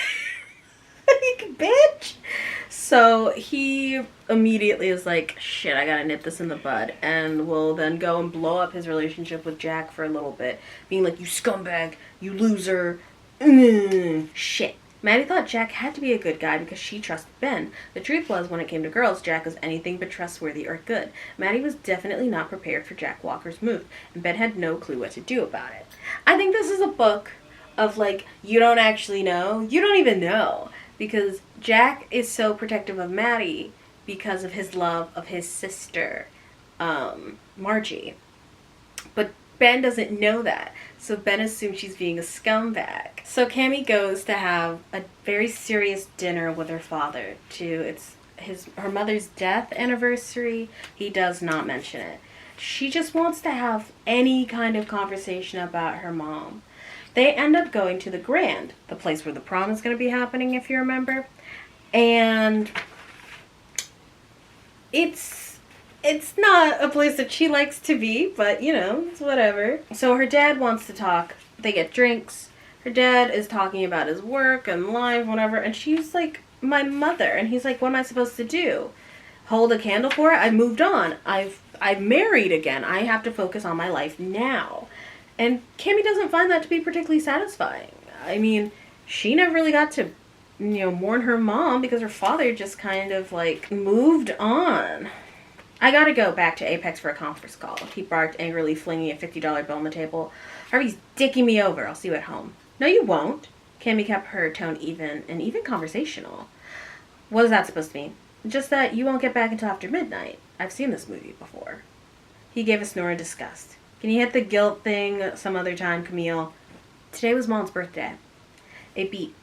He sat back down abruptly again. That's what this is about? You didn't remember, which doesn't surprise me. Shit. He ran his hand through his perfect silver hair. I'm not big on birthdays of the living, Cam, let alone the dead. You know that. What was I supposed to do? Send her a card? I'll always care about your mom, Cammie, but I'm married to someone else now. I've moved on with my life. Cammie felt something clench in her stomach. Gee, Dad, I guess I didn't get the memo about moving on. Look, I get that this is hard for you, okay? If I get home at a decent hour, I'll knock, and then we'll talk. Whatever.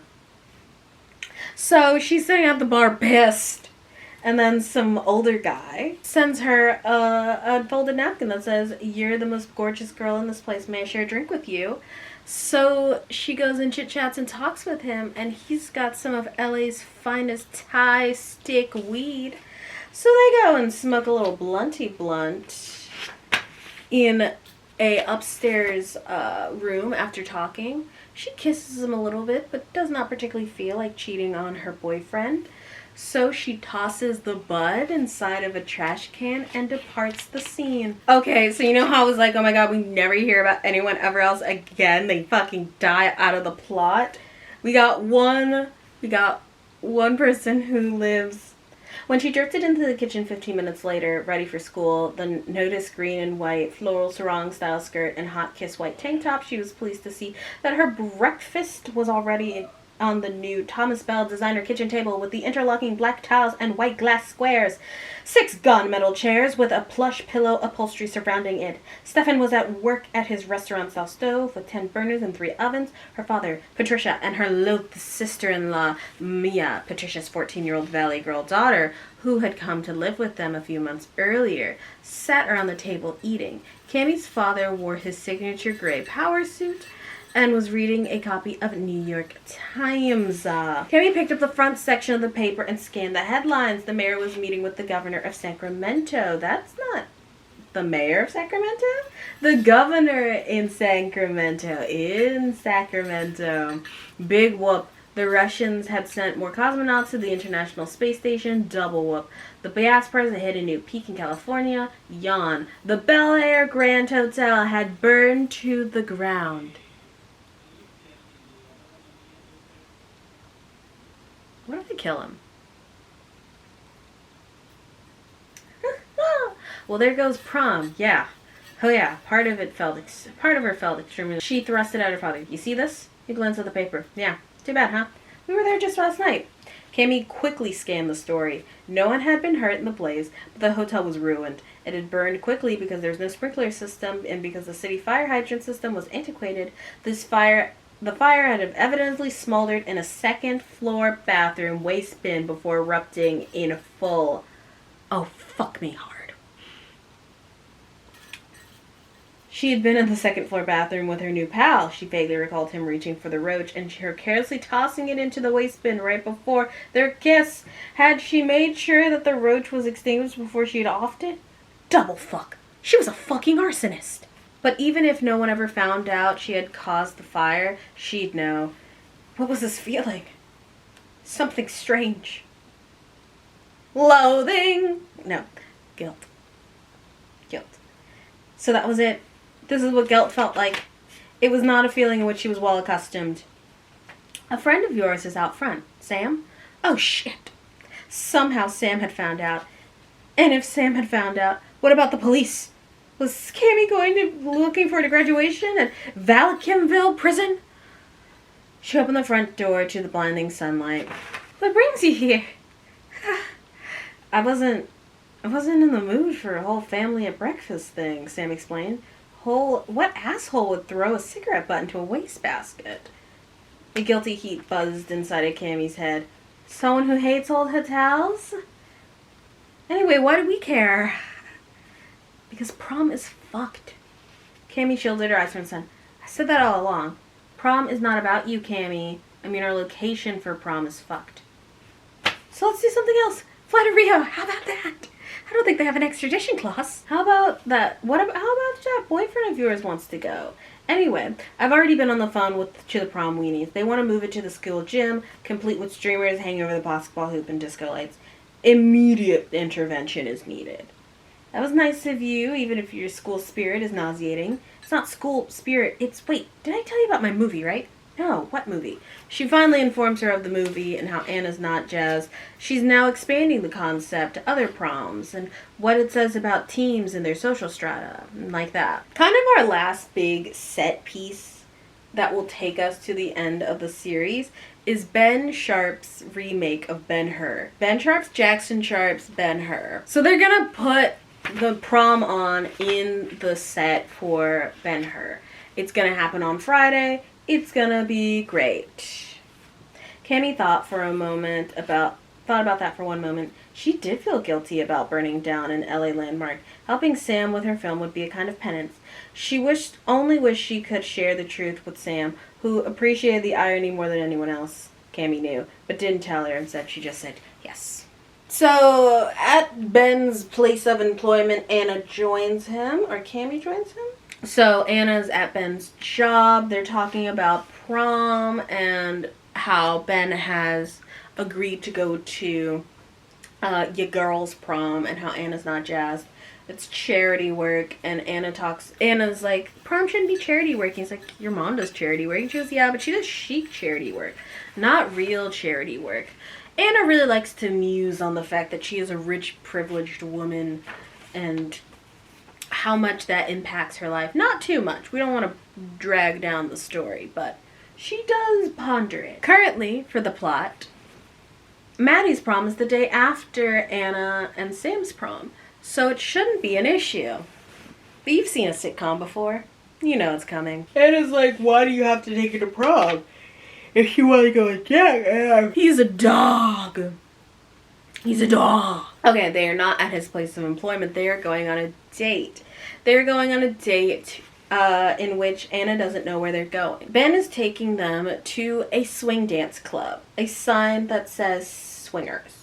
I do not understand why Anna would think, after all that they've been going through, he would willingly choose to take her to a sex club. She was so pissed, and then he's like, girl, it's dancing. We're gonna go swing dance. They had swing dancing. It was so much fun. He laments so much about how deep Anna is. Ooh, she's not like the other girl. She's deep and complicated.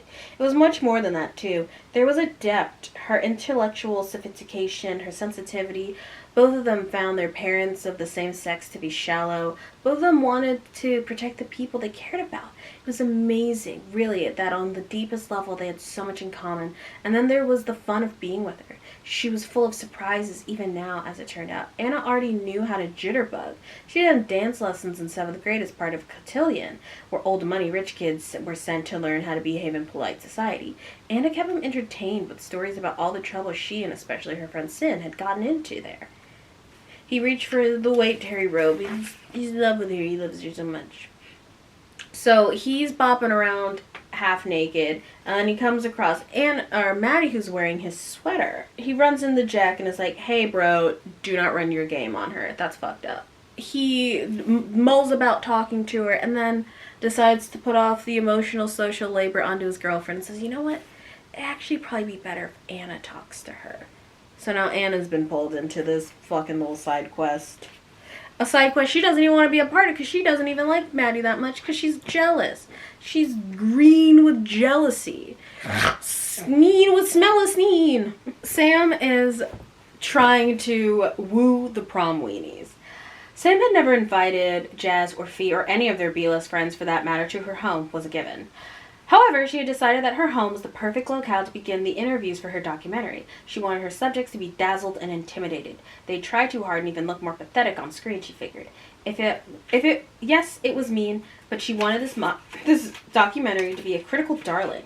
That meant making it as snarky as possible. Critics love snarky, audiences love snarky, and studios loved snarky. That's why movies like The Opposite of Sex got kudos and A Walk to Remember got dip. Parker Pinelli had been the obvious person to help her with her project, bearing a striking resemblance to the late great James Dean, only taller. Parker was easily the best looking guy at Beverly Hills High School. So they're gonna put the shmablammy on these girls. They are going to Ocean's 11 their way into making everything feel like the prom weenies' ideas. Sam prepared carefully for Fee and Jazz's arrival. They arrived in Fee's red Audi. Sam had a white-jacketed parking attendant who doubled as Jackson's hitting partner when Jackson was in the mood for tennis, take their car in the front of the estate. Then the girls were greeted by Roger, the new butler, a tall, cadaverous Englishman whose claim to fame had been working for a certain famous British fantasy writer who'd struck platinum with her series about a boy wizard, Turf Bitch. Rather than take them through the mansion, Roger had followed Sam's strict instruction to bring the girls around to the rear and then up the stone staircase to the second-floor bar with its ultra-modern steel furnishings by O'Malley and Clark Pinson's primo sound system. The bar was attached to the indoor pool house, which housed both the pool and the indoor waterfall. The girls meet, and they are set up for the bait. Was so bummed when I read that the Bel Air Grand burned down. I started crying at the breakfast table. Me too. She called me right away. We thought we were ruined. We still can't believe you got the Coliseum set for Ben-Hur. Yeah, Sam said modestly, but it adds a whole level of complication. Have you talked to the caterer? And the like. For the next 10 minutes, Fee and Jazz, they were almost like one person. The way they finished each other's sentences gave Sam the rundown on the adjustments they had already made due to the new location of the prom. Though Sam didn't let on she was impressed with the girl's efficiency.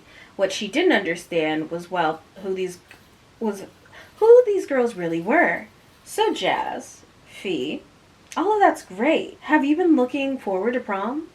Like, forever? For sure. I started cutting photos of prom dresses when I was in middle school. To tell you the truth, I keep them in a little folder. She gets out wedding gowns she likes too, Fee added helpfully. Jazz twirled a lock of her hair nervously around one finger.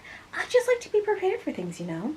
My mom grew up on a commune. She never went to prom, and she eloped with my dad wearing torn jeans. I want something different. Huh. That was actually interesting. Sam had a weakness for anything involving moms, since her own had taken permanent leave of absence a long time ago. She and Jackson had divorced when Sam was 9. Sam nudged a shoulder towards Parker. The motion was their prearranged signal for him to join the girls on camera. He moved to Jazz, lifted her hand, and kissed it. That's beautiful, Jazz. Really. He looked into her soul fully. Your boyfriend must be psyched. A girl who is that romantic, that passionate?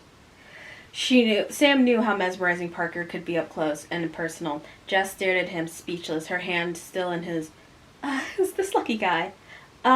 Jeremy Knowles. He's more like a friend, kind of. He's a secretary of student council. Oh.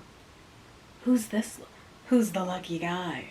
Jeremy Knowles. He's more like a friend, kind of. He's secretary of student council. Parker was clueless. Sam was certain he didn't know who was on the student council. He never even knew who was on the student council and couldn't have cared less who was on the student council, but he nodded solemnly. I'm not sure he's good enough for you, though, Jazz. Who are you going with? I had a relationship, but Parker swallowed hard, looking away as if he were about to cry.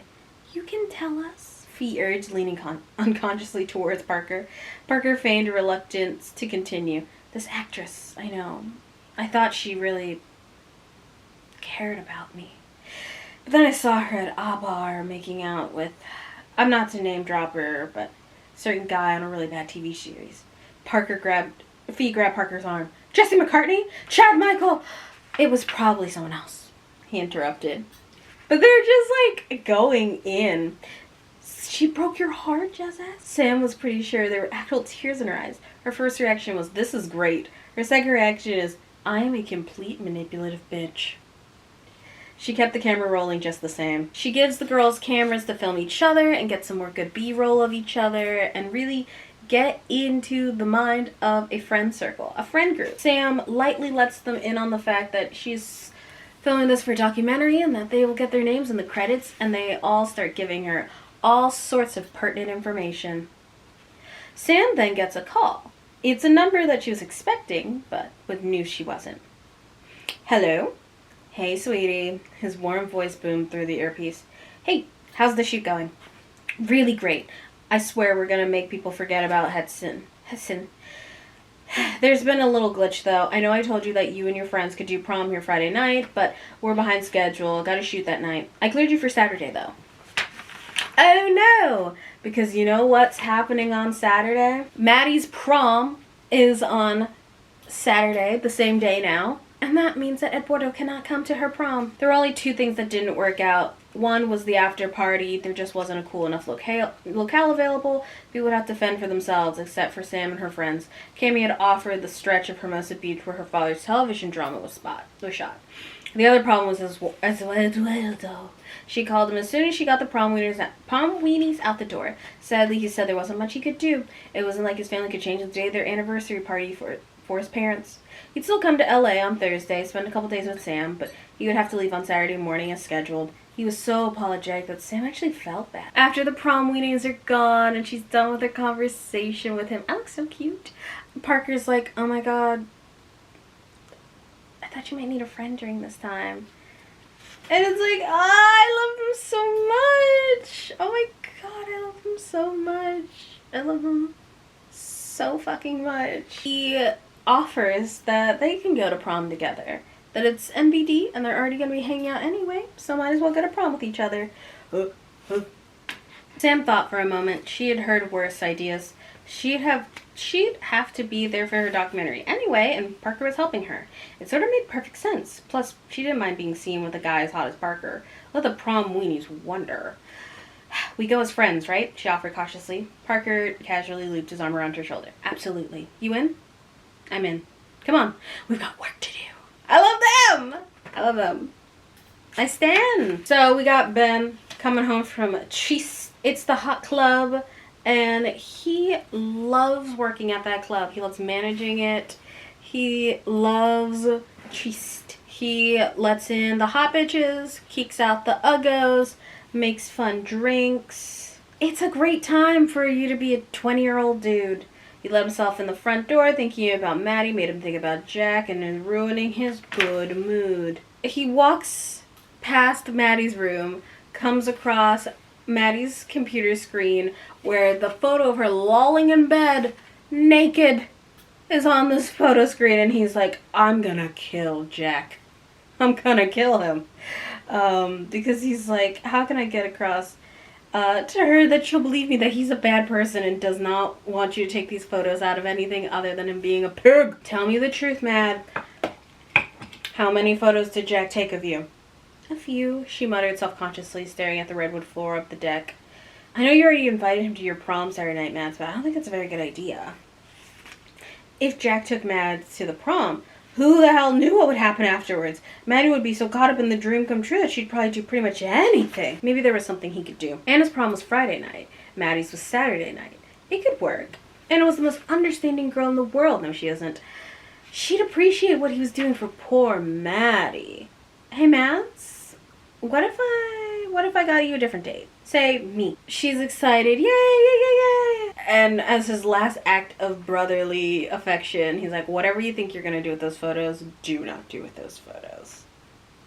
Burn them. Delete them. It's a bad idea. Sleep on it at least. But do not do whatever you're going to fucking do. So, Thursday arrives. It is now time for Sam to hang out with Eduardo. They're kissing and it's great. He's arrived via a plane from Europe. They're great. They're in each other's arm. He's staying at the Beverly Hills Hotel. They're eating Mediterranean food. And he's like, you're going to need energy for all the activities I have planned for you. She's just like, no, I'm going to eat. And he's like, no. Fucking eat. You need calories to fuck. She's insane. Eduardo asks him, hey, all your friends are still going to the new prom. She's like, yeah. He goes, you going with any of the other people? And she's like, no, it's fine. It's fine. Am I lying? I don't know. It's that this is terrible. I see you're sad. What can I do to help? He looked so stricken that Sam really wanted to reassure him. I'll be fine, she insisted. Really? You will go, yes? He prodded. With your other friends, perhaps, Eduardo prompted. I can't stand to think of you alone. She felt torn. Part of her wanted to tell him about Parker. She doubted Eduardo would be mad or jealous because there's nothing to be mad or jealous about. But she couldn't bring herself to say the words, maybe because she knew her in her own mind raced with jealous fantasies whenever she wasn't within 100 feet of Eduardo. Was it possible that maybe he was the same way? I have a surprise for you, Samantha. What? I will be returning to LA in a month for the rest of the summer. I will be an intern at the Peruvian consulate here until the end of August. My father was able to arrange it. That's fantastic. He laughed and pulled her into his arms. I was hoping for that reaction. Long-distance love is difficult. Love? Had he just used the word love? If it were a big L with him here all summer, will they just have a chance to find out all summer? They'd just be like Anna and Ben. You're so beautiful, Samantha. I want to make love to you. Whoa!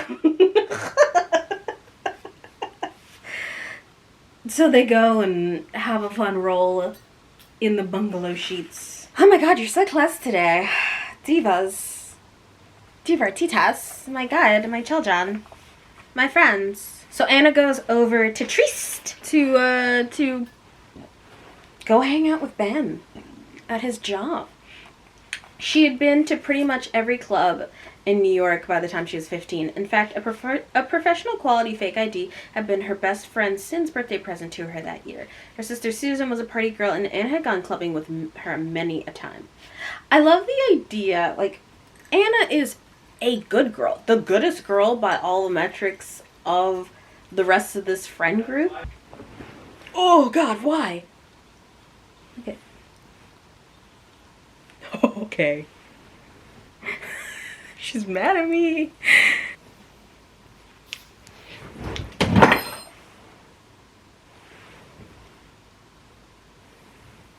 My shelf fell. Um. Oh. Okay. She's the goodest girl of all of them, and yet even she is like, no, these rules aren't meant for me to follow. They're for other people to follow. They're not for me. So she goes there. She anxiously worries about Susan. Is she staying clean? But Susan's not really. Whatever. Anna is trying to turn over a new leaf, as she almost always is. She's dressing different. She's behaving different. She's being cunty. Cunty boots. A bored-looking girl with a sexy cropped black hair and sequins black rimmed cat eye-shaped sunglasses stamped the back of Anna's hand with a Dayglow green stamp and directed Anna towards the juice bar. To put herself in the spirits of things, she deliberately chosen the kind of sexy outfit that the old Anna would never have worn. She donned a white Hermes silk crepe chiffon blouse with a loose gathered neckline that allowed the blouse to fall off one shoulder or the other, and a fitted gold and white Philosophy by Alberta Ferretti cotton bias cut skirt that ended a good 2 inches above her knee. She'd piled on a few beaded necklaces her father had brought back from a business trip to India, cultured. This would be the first time she'd ever worn them, and had finished off the outfit with aqua Balenciaga sandals that tied at the ankles with ribbons.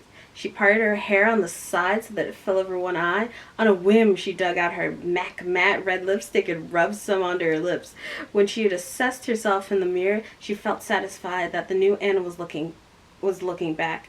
Ben had emailed her this morning to say, after a quick stint at the door, he'd be working the juice bar at the club for the rest of the night. Why didn't she stop by for a while to keep him company? Though she'd emailed back that she really wasn't a club person. She decided that was sometime in the afternoon that her attitude was both ridiculous and knee-jerk. Based off the Anna that she used to be, she would go to the club. She'd surprise him. She's about to get couch guyed. I don't actually remember she's about to get couch guyed. The guys are checking out her sexy grungy look. A sexy grungy look that it doesn't involve any dark eyeliner. I don't think so, Ellen. But I do love the fact that she realizes that she feels self-conscious that they're jeering at her, finding her attractive.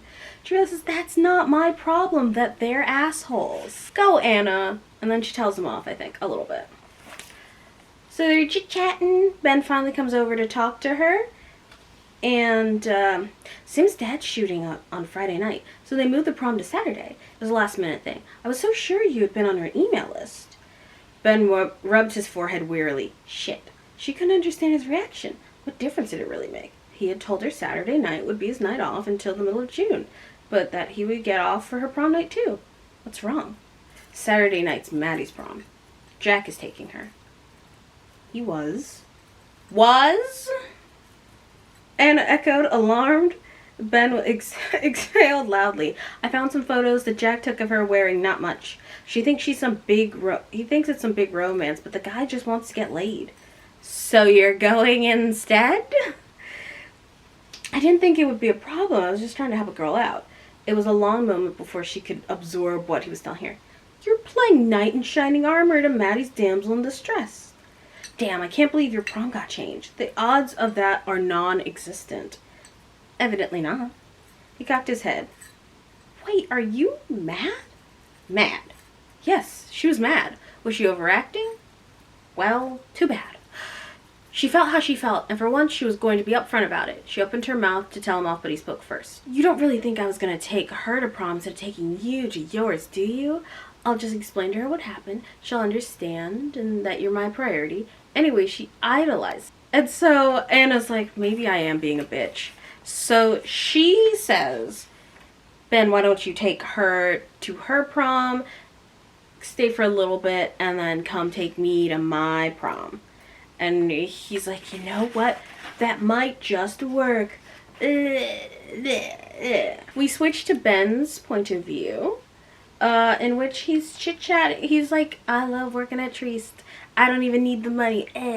I just love working at Treese. I love being a juice jockey. It fills me with joy. He likes getting the it's important for books in the future. Not that he needed the money, but it was nice to be rewarded for a job well done. He had taken the job at Treese to get some real life experience in the club business and hoped that the summer gig might lead to management positions. If he had to make smoothies, though, as part of his training, he was more than game.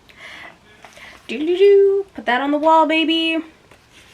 So Ben arrives, or Jack arrives, and instead of being like, hey, are you trying to fuck Maddie? Because that's fucked up.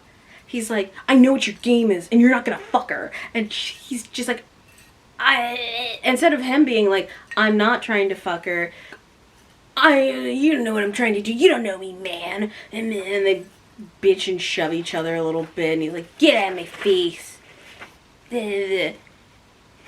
Sell that to someone who's buying. Ben turned off the blender, poured one reddish thick shake into a tall 50s Coca-Cola glass, dropped in an extra long licorice straw, and handed it to the bearded guy with thick curly dark hair, Jerry Garcia. Has Jerry Garcia risen from the dead, so to speak, who had been waiting patiently? Screw you, Jack shot back. For a smart guy, you don't know shit. Right back at you, man. Ben turned to the next customer, and when he looked again, Jack was gone. Ben figured that Jack's problem was he could not seduce a girl, especially one that seemed so ripe for the picking. It had never disgusted Ben before, mostly because it seemed like a joke. Now it thoroughly did. Big time. So Anna is hanging out with the girls. I believe it is the day before prom, or maybe a couple of days before prom. Nothing matters anymore. The kids aren't going to school. And Anna, so it's Sam, Anna, Cammie, and Dee, I believe. My bookshelf really just decided to collapse against me. How could it? That's the Ben I know and love, Sam remarked as Anna scooped up a little bit of each side. Ben is a white knight, you mean? Anna translated because it was what she often thought herself. That's what he does, right? For reasons she couldn't name, Anna felt defensive. He didn't save me.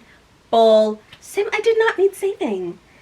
Didn't you guys meet on the plane when you first moving here? Didn't he save you from an asshole music producer you were sitting next to who kept hitting on you? He swooped in and saved you. Admit it. Anna had never thought of it like that. It was odd because in her own family she was usually the rescuer, not the rescued. It was also true. He swooped in and saved her.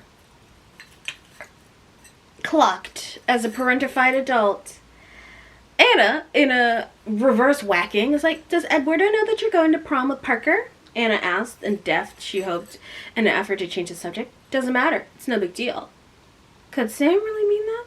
She scooped up some of the chickpeas with her injera. Here's your boyfriend. He's your boyfriend. He deserves to know. Sam waved away her friend's concern and reached for her iced tea. There's two friends going to a school dance together, and he's helping with the documentary. It's totally cool. When does Eduardo leave? Tomorrow morning. Early. The kitchen phone rang. Anna rose to answer. Anna Percy. Oh my god. Her mother calls. Crazy. Her mother calls and she's just like, Anna couldn't remember having ever received a phone call from her mother that didn't have a purpose other than to get caught up on one another's lives.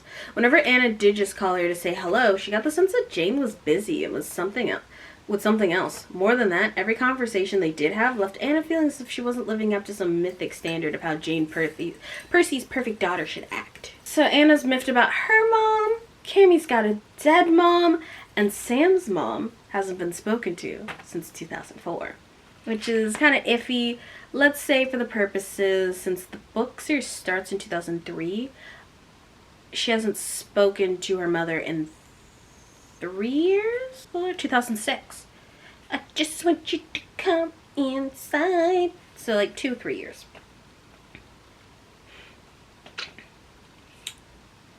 You never talk about her. What's there to talk about? She was a feature writer for the Los Angeles Times when she met my dad.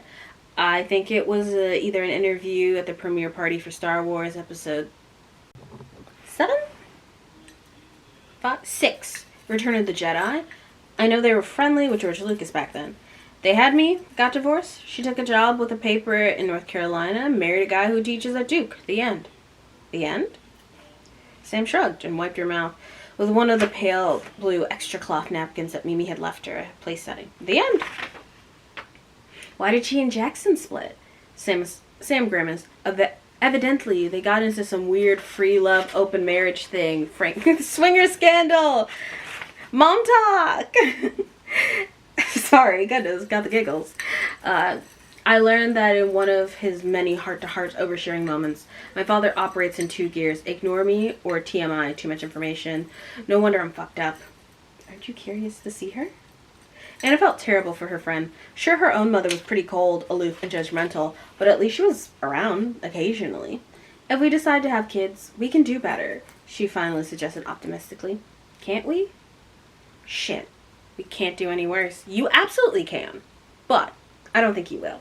So Adam's poring over college pamphlets of the places. He's waffling between a couple of different places, but he really wants to go to Paloma in Claremont, California. He had chosen Paloma carefully, liking its size, small size of low. Oh my God! Chosen Paloma, Pomona, carefully liking its small size and low student to faculty ratio. I'm literate.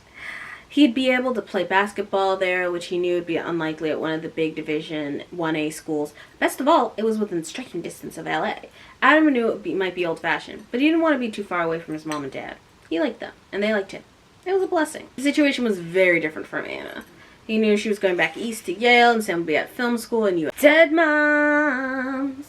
So, Cammie had been accepted at Pepperdine, although she was making some noise about deferring enrollment, was going to work for some entertainment-related business, like David Brockwell's public relations firm. As far as D, he had no idea. Parker wasn't sure if he was going to college at all, and just planned to audition and support himself any way he could. Translation? Wait, tape. Adam's parents feel like he's going to join the family business. For a pair in their 40s, they were cute. His dad was better than 6 feet, long and lanky with short dark hair and round John Lennon-style glasses that he needed all the time but only wore for reading. His mom, on the other hand, was petite with pixie-style Audrey Hepburn haircut that worked with her fine-boned feminine features. In the parental sweepstakes of life, Adam figured out that, on balance, of course, he had come up a winner. We don't get to hear a lot about Adam's family, but they seem nice. Nice enough that Cammie glommed onto them. Remember when you asked Mom and me to do a little background check on that case involving Cammie's mother? It's done. Mr. Flood tossed him an envelope. Adam caught it, his heart thudding as he contemplated what might be inside. Our firm's investigator put together for us, actually, Miss Flood explained, slipping into one of the kitchen chairs. I guess there was a lot of stuff under seal until recently.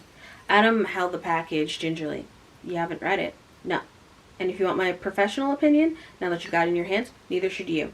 Let Cammie decide what she wants to do with it. He doesn't. He opens it, reads it, is like, oh my God, and is like, shit, how am I ever going to tell Cammie about this? But it also haunts his heart. Lucky for Sam? Don't worry about that. Don't worry about that right now. Sam lays on the bed in Eduardo's arms. The lovely quilt had fallen to the Persian rug sometime during the previous torrid hour. He was naked. She was naked. The truly amazing part of the equation was how okay she was with it. They'd finally done it. Made love in a torrent of passion that had lived up to every fantasy she had ever had about the experience. Yay for them! To think she'd nearly been petrified with nerves when they had stepped into the bungalow. After dinner in the Polo Lounge, they had strolled through the lush gardens of the hotel back to his place. Eduardo had gotten some assistance from the hotel staff. The candles were already lit, rose petals strewn. What touched her the most was the dozen tulips in a vase by the bedside. She'd once mentioned in passing that tulips were her favorite flower. Once inside the door, he had gotten a decanter of 1935 Taylor vintage port from a bar and poured them each a small glassful. They had sipped it by the roaring fire. There had been no pressure. He had meant what he said. He told her as much as he wanted to make love to her. He would wait until she was ready. He kissed her, and again, and again, and again, and again.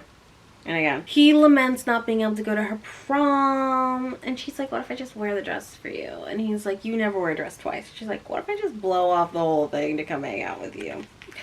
And he's like, no, I don't want that for you, Pookie. I want you to be happy. She's just so happy with him. Love is beautiful and wonderful and lovely, isn't it? Back with Ben, Jack apologizes to be like, Jack comes back to Ben's job and is like, hey, I'm sorry. We both don't know everything that's going on. I'm sorry I called you an asshole. You're just trying to protect her. But they don't explain to each other what the other one knows. He and Jack were practically best buds at Princeton. He didn't want to see the end of that just because of Jack's penchant for women. He understood where that came from. It all had to do with growing up poor in New Jersey and wanting to show the world, his own soul, that he was a guy with power. Maybe his friend would get over it. Maybe he wouldn't. If he didn't, he wouldn't be the first Princeton graduate to be a first-class womanizer. Cammy appears. Oh, while Cammy appears, she sees with the perspective change to Cammy.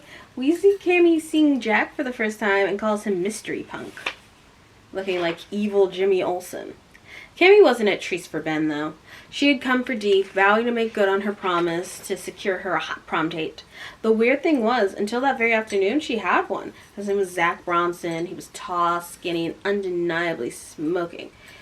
Drummer for the neo-new wave band Fluffer, which had been signed by her father's agency. Everything had been fine until Zach had called before dinner time to say that Warner Brothers wanted him to play a showcase in Miami on Saturday night, which meant the prom fix-up with her friend was definitely off. And so have a nice life and peace out. Asshole. So, Cammy's on a mission to find someone for her girl. She saddles up to Jack, flirts a little, is like, my boyfriend, my boyfriend. Jack's like, boyfriends. They all got him, damn it. Hey, I've got a close friend who wants to go to the Beverly Hills High School prom tomorrow, but her date fell through at the last minute. If you're not busy, maybe you want to take her. Not a chance. He shook his head. I have a policy against blind dates. Cammy was momentarily struck. Then she got an idea. Come with me. She marched over to Ben's juice bar, where he was in the midst of preparing yet another 3 smoothies simultaneously. As she suspected, Punk Boy followed. Ben? Dee needs a prom date for tomorrow. Your friend isn't sure. Tell him how cute she is. Ben turned off one of the blenders. Real cute, but she cut him off. See? You just got this guy's opinion. Besides, we'll get a chance to dance too. Cammy had Punk Boy put his digits into her BlackBerry and told him that she'd call him in the morning about the logistics. Mission accomplished. Now, if only she could remember Punk Boy's name. So now we're finally the day of prom, the night before prom. Friday after school to do prom prep. Ooh, it's pre-prom time. Pre-prom time. There's a stylist coming over to do dresses. We get a makeover montage. That's all I ever want is a makeup montage. Makeover montage. Get the bitches right. I've got a stylist coming over with prom dresses for you, Dee, Cammy, and me. And yes, I told him to bring 2 size 2s and 4s, for which I hate you. Anna was a bit taken aback. She had already planned to wear a pale blue chiffon Chloe gown. She'd worn it once before to a state dinner at the White House. Jane and Jonathan Percy regularly made predictably sizable donations to both political parties. No matter who won, they'd still have access. The White House banquet had been no great shakes. Chatting with one of the president's daughters had been surprisingly uninteresting. But the wife of the Belgian ambassador, had asked where Anna had found the gown, which was flattering. Uh-oh, you're pissed, Sam decreed. I see it on your face. No, I'm not. She really wasn't. With Sam, she had learned to expect this kind of surprise. Oh, great then. Whatever you were going to wear, forget it. The stylist is all the chicks on the best dress list every year. And there's still something going on. Spill! It's not the dresses. It's, your film. You're being mean to the prom weenies. And she's like, I've changed it. I changed it, don't worry. I know, and I want you to know that you don't have to worry about it, even though I don't let my friends dictate my art, especially when they have no idea what the finished product is going to look like and don't want to see any of the edited footage and decide to jump to conclusions without knowing all the facts. I'm totally confused. Okay, maybe in the beginning I was thinking about prom weenie hatchet job, but since then I've changed the concept for my film. To what? Sam fiddled with the straw wrapper. The bizarre thing is, once you start to get to know the weenies, I actually sort of like them. Anna's face lit up. That's so sweet. Don't let it get around. As soon as you start seeing people who are different from you as actually 3-dimensional, it's a lot harder to diss them. So my new concept is a little bit more affirmative. Look, I knew a lot of writers and painters in New York, and I know a lot of art is evolving, and your first concept isn't always going to be your best concept. Last night with Eduardo, it was just so real, honest, open, authentic. When I woke up this morning, I realized that as much as Jazz and Fiyu want to be part of something they're not, everything they're doing for the prom, they're doing with their hearts. They really, truly, deeply care about this. That's what I want my movie to be about. How here in Beverly Hills, where party giving is an art form, 2 high school girls can put their hearts into putting on a great party. Heart in a heartless town, and that's what I'm going for. Sam Sharp, you are a genius. I'd watch the fuck out of that documentary. True. Now moving on. Yay! Dee's here with her day pass and her Napoleon Dynamite looking chaperone, Marshall Grubler, warden for the prom. Dee's no longer a vegan and she gets to wear dresses. Cammy arrives, is like, there's this guy. He's cute. His name's Jack. Consider it a variation on a double date. It's gonna be great. And then, guess who else arrives? Maddie. I told you, I love a dress-up montage. It's Maddie's prom. It's her first prom. And her parents got her a dress. She shows it to everyone. The thing is, Maddie hesitated. Okay, I should just say it. Okay, I'll just say it. My mom sent me a prom dress. I don't have a lot of money to go buy a new dress at the Beverly Center or anything like that. None of my old clothes fit, and I wanted to show you the dress so you could tell me if it's okay. Anna seemed touched and a little ashamed that she'd ever been jealous of this girl. She was so young. Innocent. I'd be happy to look at your dress, she declared. Gosh, thanks. Maddie opened her overnight bag, extracted the dress. It was hot pink polyester with rows of ruffles from the neckline to just under the bust, and the cap ruffle sleeves, plain and tent-like it fell straight to the floor. Ugh. All in all, it was perhaps the most hideous garment Anna had ever seen. What do you think? I think you should put it back in the bag, Anna told her in a neutral voice, as neutral a voice as she could manage. You don't like it? Anna, I knew it sucked. You can do better. Anna was formulating ideas when she spoke. Listen, would you like to come and sit for a while with me and my friends? Maddie's face lit up. Really? If it's not an imposition. Anna linked arms with Maddie. They show the dress, and Cammy's like, does your mom hate you? What the fuck? Cammy finds out about Ben taking her to prom and is like, you two are sharing Ben. Cute. They offer her food and she's like, I can't eat. I'm nervous and I also have my stomach stapled, so no. Slowly, Maddie took the horrid garment out from its carrying case, mumbling again how she hadn't picked it out, how her mother had sent it to her from Michigan. As the dress came out of its bag, the table felt deathly silent. Even Cammy couldn't stem. Sid seemed to grasp someone's own mother had suggested that her daughter wear such a frock. Does your mother hate you? Cammy ventured in a voice that sounded more shocked than mean. I know it's ugly. Anna's like, we gotta get you a different dress. Maddie's like, I only got $50. Sam's like, money's no object. I can't let you dress up like I can't let you be dressed like a polyester monster. Wow, you four must be the nicest girl in the whole planet. Not exactly, Dee observed. One of us is too nice. 2 of us are rarely nice. And one of us, that would be me, has neuropsychopathical issues. This truth went over Maddie's head completely. But what about the apartments for hair and stuff? My prom's tonight. If you're rich and famous enough, you don't need an appointment, Maddie McGee. Welcome to the City of Angels. We moved to Sam's point of view, which is fascinating because, you know, Maddie and Sam are kind of in the same boat as bigger girls. With Maddie still being bigger, but she's so pie in the sky and lovely. And she's got a sicker body. She's got all this meat shape to work with, where all Sam can ever see is her thighs. If that is or is not true is kind of unimportant. How she feels is really, really lacking in comparison. But now she's slept with Eduardo, and how can she feel anything besides just like neutrality about other people's bodies and frankly pity for the fact that Maddie's dress is so horrifically ugly. So now it's time for dressing. It is time for Anna to first get dressed. And they've all got all sorts of pics picked out for everyone. Gillian checked her notes. You're the 5'8", size 4 who likes clean lines and classics, right? Yes, exactly. Sam could see Anna was impressed. Good. She was about to prove that she knew Anna better than Anna knew herself. Okay. She had been very careful with Gillian, very specific in describing what kind of gowns she should be brought for each of her friends and Maddie. She was a dictator, damn it. She was a director, damn it. And a director had to have an eye for this kind of thing. I love Sam. I love Sam. She is my favorite character. I respect Sam. I love Sam so much. I love Sam. I love her to bits and back. There were 6 possibilities for each of them. Anna eyeballed the dresses and narrowed the choice down to 2.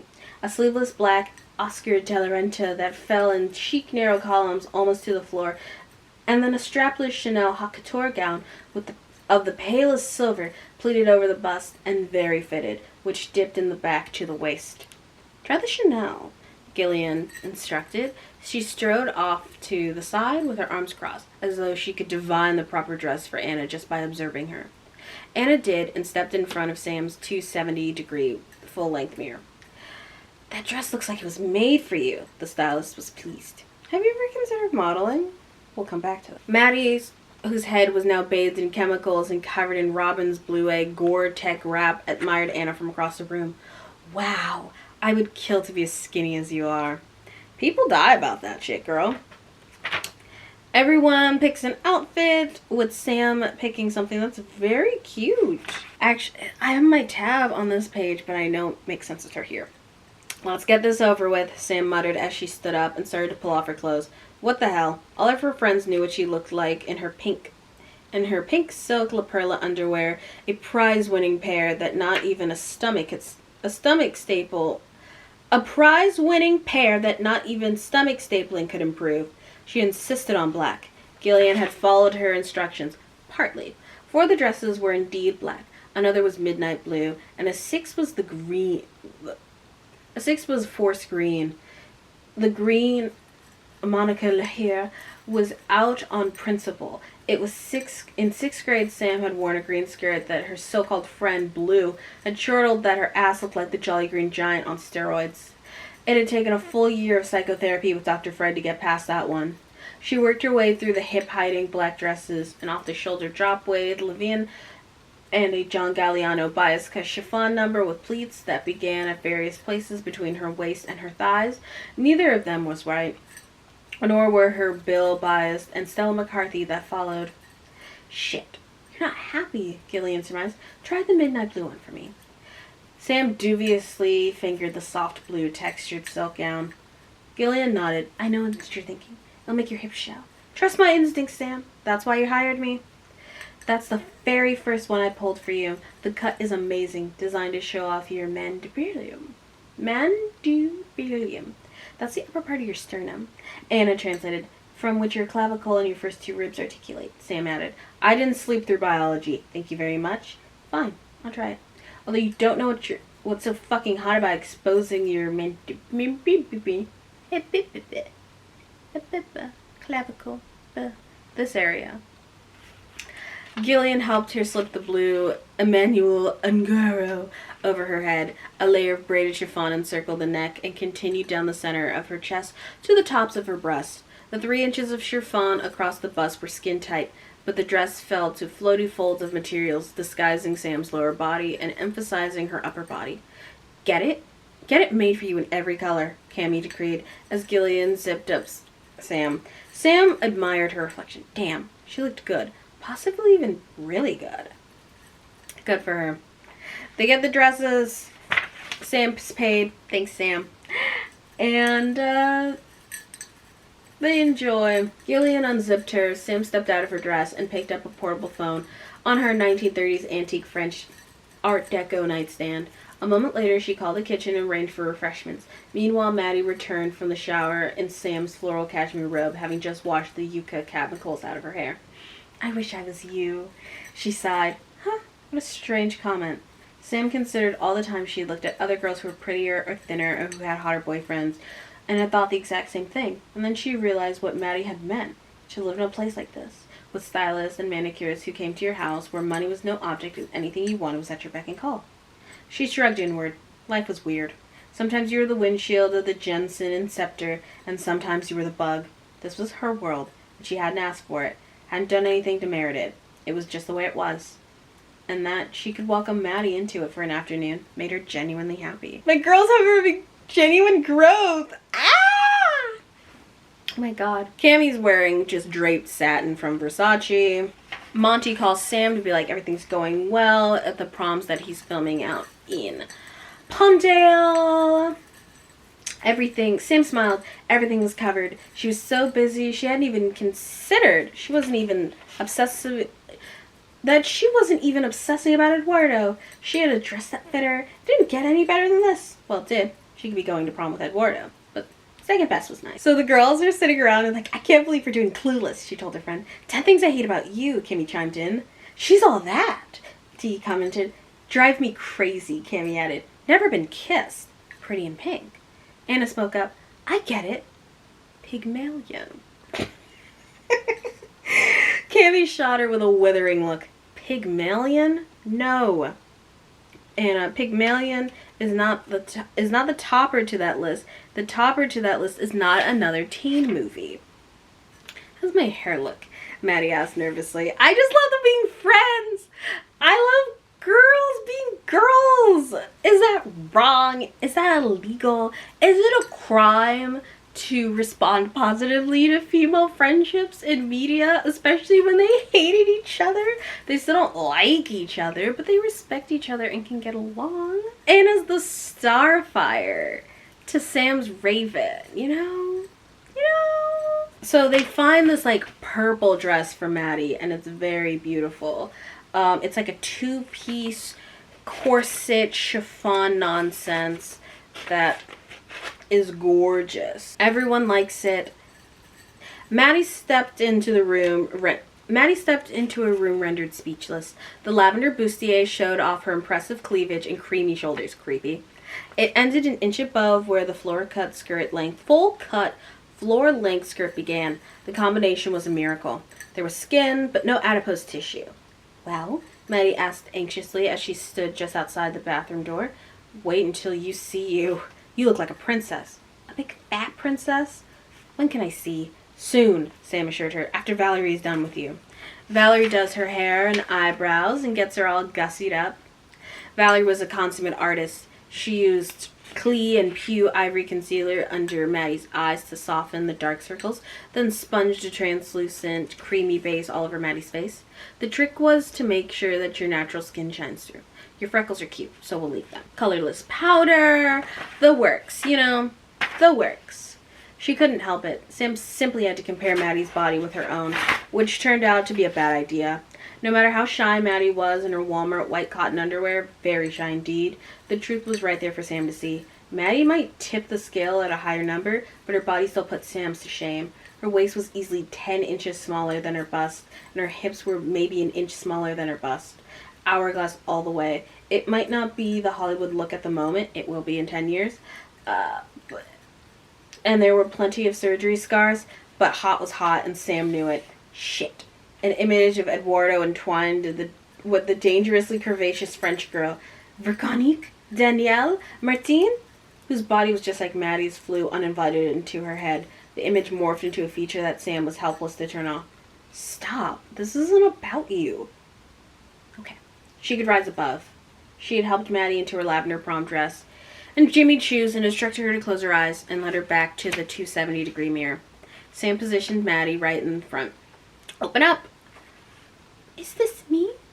This is just like the swan, Dee cried happily. I just can't. I can't believe they have such a good time. You guys just met me and then you go and do something unbelievable like this?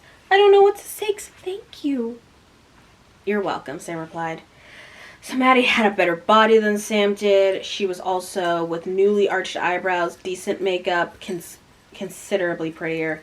Still, Sam's heart momentarily went out to the girl who had previously been hidden under the mountain of fat, which was remarkable because Sam's heart rarely went out to anyone. For the second time in 24 hours, and a third if you counted the change of heart with the prom weenies, it felt good. Just growing. Alright, Ben. It's time for Ben to take the girl to her prom. It's time for prom. It's time for Pacific Palisades Heights prom. Ben was a guy, which meant he couldn't decipher everything she'd done, but there was no doubt, however, that Maddie was looking at a bored little resemblance to the Maddie he knew. No way she could be mistaken for anyone's little sister. A limo arrives and she's giddy and girlish with excitement. Pacific Palisades High School Junior Prom was being held at the Getty Center. Exciting. Beautiful. Burned down in a fire this year. Ben marveled at how young they all looked. Was it really such a big jump from high school junior to college freshman? Maddie shyly greeted one girl in a strapless red velour gown, but other than that, she didn't seem to know these kids. Moments later, 4-car white monorail pulled up. Ben and Maddie stepped inside for a quick trip to the museum itself. How do you know Sam and Cammy? We all did prom prep this afternoon. Anna and Cammy and Sam and Dee at Sam's house. Ben smiled, very pleased. Anna really came through for you, huh? Actually, it was all of their ideas. But Sam was the one who set up the hair and makeup and had this cool stylist bring over your dresses. The worst part was my eyebrows. You have to suffer for beauty. This year's prom theme was Fairyland. I voted for the 80s, but lost. Come on, let's go inside where the real party is. Gold Digger by Jamie Foxx is playing. There's some kids with a point-and-shoot camera saying the hard N-word. And they are teeing, uploading it to YouTube, and in 10 years, they will be hyper-canceled. Delightful. Maddie's eyes strayed intently around the room as if she was looking for someone. Teresa tapped her on the shoulder. To Maddie. Have you seen Mr. T? The skinny girl nodded towards the crowd dance floor. He was dancing with Miss Brewster last time I saw him, but that was like 20 minutes ago. Miss Brewster? Maddie echoed. But she's so mean to us. Yeah, but she's got big boobs and her dress is to die for. Anyway, I gotta go. My boyfriend drank so much in the limo that he's already hurling behind the Renaissance Pavilion. See ya! They had launched into a rocking ska-tinged tune and ear-splitting volume. Dance, Maddie? Ben shouted over the lead singer's soaring wail. She was in his arm the moment they hit the dance floor. To Ben, it felt not odd, but different to be holding such a voluptuous girl. Maddie was different from Anna as it could be. Not only that, but she was definitely looking over his shoulder. Watching for someone? Oh, I just want to see who shows up. You're a good dancer, Ben. Am I doing it right? You're doing great, Maddie, he assured. Hi, Maddie. Maddie stopped dancing as a tall blonde man with rimless glasses danced by with a well-tanned bleach blonde young woman in his arm.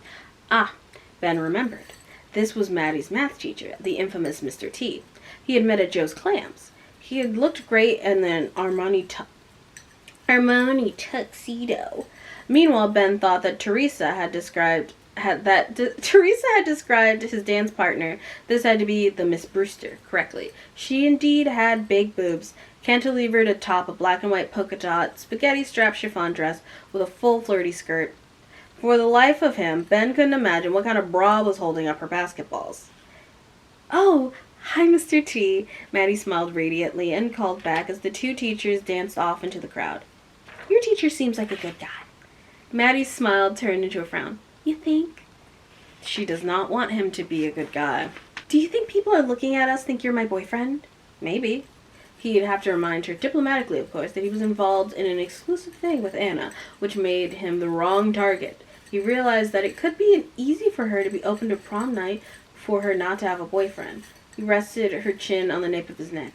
Double damn. As Amy, Twyla, and Haley, they were a triumphant, a blonde, redhead, and brunette, but with each of them at least one facial feature that would knock them off the pretty list. Ben had to admit this, but it was true. Twyla's eyes were too close set, Amy's lips were almost painfully thin, and Heather's nose resembled a snowball, and that had been thrown in her face and smushed on impact. Ben was, of course, polite and friendly, complimenting their dresses. They giggled giddily. But you're still just like, damn. My cousin's friends are busted. You look like Cinderella at the ball, huh? Ben asked kindly. I am? She stopped and took his hand and gazed into his eyes. She looked ethereal and beautiful, bewitching. Uncomfortable, Ben shoved his hands into his pocket. Sure. I always wanted to be this beautiful, Like all the time I was so fat and everything. I used to dream that one day some kind of magic would happen and poof, I'd be pretty. It wasn't magic, Maddie. It was your accomplishment. They stopped by the central fountain, and she goes in for a smooch because she sees something. And he's like, hey, Diva, I do not want you. And she goes, oh, no, I don't want you either. Didn't you see Mr. T? When Ben didn't jump in, she continued, wait, you mean you really don't get it? Ben scratched his chin. No, Maddie, I don't get it. Oh, wow. I was so sure that it was like written all over my face. And Jack is your best friend, so I figured you guys talked. And she puffed air out as though it was so complicated to explain. Okay, well, here's the thing. I have a huge crush on Mr. T, my teacher. Don't you think he's like the hottest guy you've ever seen in your life? I never thought about that. You've got a crush on your math teacher? Maddie looked at him cockeyed. Why do you think that Jack and I got to be such good friends? And why he said he'd come to prom with me? I told him about Mr. T and he said he'd help me. Mr. T would think that me as like a girl and not just like a student. If he saw me on like a date with an older guy. Jack did that? He said he knew what it felt like to really want something, and that it was hard to get what you want if you didn't have help. Isn't that so sweet? It is! Jack's great! Kind of an asshole, but an asshole with a heart of gold. Why didn't you tell me back then? Ben wondered aloud. He felt like such a presumptive dick. That night, I got so mad at Jack. Hey, what are those pictures on your computer? Those were going to be for Mr. T sometime. I don't know if I would have had the nerve to actually give them to him or anything. Probably not. Prison jail. Prison jail. I told him I was going to do it anyway. He relented and said he'd help me. Probably not. Even Jack said it wasn't really a great idea, but when I told him I was going to do it anyway, he relented and said he'd help me. This is kind of embarrassing to talk about. Do you think I'm pathetic? No, Ben thought. I'm like pathetic. It's fine to have a crush, Mad, but Mr. T is a lot older than you. Hey, you two. I hope I'm not interrupting. There stood Maddie's crush, Mr. T. Mr. T, all alone. Big boobs nowhere in sight. Now that Ben really looked at him, good old Mr. T wasn't all that old. Early 20s. Prison. She's 16. She's 16. What in the Aria, Ezra, is happening? No, you're not interrupting anything, Maddie insisted. Ben's just a friend. Yeah? Mr. T asked. Oh, yeah. Ben confirmed. Mr. T's gaze went back to Maddie. You look great tonight, Maddie. I do? I thought you might like to dance. Only if that's okay with your friend. My friend doesn't make any of my decisions, Maddie declared, even before Ben could give us permission. Anyway, he has to go meet his girlfriend. Right, Ben? Right. Ben cleared his throat. At the risk of sounding parental, he's your teacher and your student. So I want you to promise me that you won't, people think that you have sex on prom night. No, very bad idea. What about you and Anna? That's different. We're a couple and nearly the same age. I remember reading this because I started Some Like It Hot back in November of 2024, and then it took me a good little bit of time to get through it. My Goodreads would tell me when I finished it, but I don't know off the top. And I remember screaming and going to my housemates and going, she's fucking the teacher! Because what? If you want more of my feelings about student-teacher relationships in early 2000s media, you can check out in the card my Dawson's Creek video about Pacey getting groomed by his teacher and it being framed as though it is a forbidden romance that was just cut off too soon because society wasn't ready. Prison. Jail. Your Uber driver too. So back at the main group's prom. At the other group's prom, everyone's here in their tuxes except for Adam, who is late. Our D cast of friends, background characters that are just always around, is described, and I feel like they never get anything, so why not give them a little bit of description. Near Sky, Damien standing in a little knot were Krishna Gottman, Jordan Jacobson, Ashley Amber Anders, nicknamed Triple A as a middle schooler for her lack of upfront assets. She'd been the first A-lister to pay a professional visit to Ben's father. Now Triple A was a double D. All three were from showbiz families. Krishna looked eerily like Tiffany Amber Tristan, circa Beverly Hills 90210, and was the daughter of self-help guru Howard Gottsman, whose late-night infomercials raked in millions of dollars a week and were giving Tony Robbins a run for his money. She was currently dating Jordan, son of famous movie producer, whose decade-long feud with Sam's father was LA legend Jordan's father. Jordan's father had been an early producer of Jackson's movies, but then had the temerity to beat him 6-6 in quarterfinals at the Beverly Hills County Fall Club Tennis Championships. Jackson hadn't spoken to Mr. Jacobson since, and that had been in 1988. Jordan was a guitar player, tall, handsome, and in superb shape, and wore a Carlo Palazzo tux that looked great with Krishna's Hane Mori Japanese-inspired jet black formal gown. Ashley, like Sam, was the daughter of an actor. Her father, Charles Anders, was the same age as Jackson Sharp. Many thought Charles was a superior performer, particularly after he proved himself by playing Macbeth at a recent Broadway revival opposite Susan Sarandon. His current quote, however, was several $1 million below Jackson's, which Ashley found maddening. Ashley's Swedish mom, Britta, was a fashion designer, and Ashley planned to follow in Britta's footsteps after college. She and her mother had co-designed a gown that would set off her flaming red hair, black Chinese silk brocade with massive hot pink rose on the bodice. Its leafy tendrils or green silk ribbon that curled down the front of the dress. No one seemed to mind that Adam was late, not even Sam. Woo, my goodness. His car broke down, and he's kind of weird, and it's very Kim. You can sense that the vibes are weird. They end up taking a helicopter over to the prom locale. Punk boys there. Jackson Sharp's nothing of import happens as they explain. This is like 3 pages of explaining the Ben-Hur set. Unimportant. For some reason, Cammy now felt determined to be on her best behavior and mend things. It was prom night, for God's sake. She slid her arms around his neck. Because I'm with you. Such a simple declarative statement, and yet so hard for her to say. Why did it always get so complicated? Why couldn't a girl just love a boy and have a boy love her back? She wanted to believe that she wasn't too fucked up for that, and for the first time in her life to have it with Adam. Before she could sum up her nerve to tackle the pile of unspoken shit that stood between her and Adam, Jack found her. Listen, I'm feeling your girl D, he confided in her. Excellent. But what's up with Napoleon D over there? Jack cocked his head towards Marshall, who stood with D on the parameters of the parquet dance floor near the band. Her mental health bodyguard, Cammy quipped.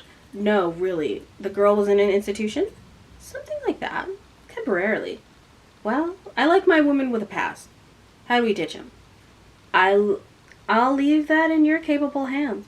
Let's see how motivated you are and how well you treat her. Very to both, Jack replied easily. B's been through some tough stuff, Adam put in. Go easy, huh? Hey, Easy's my middle name. Yeah, I bet. Adam frowned as Jack walked away. You trust that guy? No need to worry. Jack will make D feel desirable and hot, and Marshall won't let D out of his sight. It's a win-win. Want to go up to the bleachers for a minute? I think we need to talk. Bum bum bum. Back with Sam. So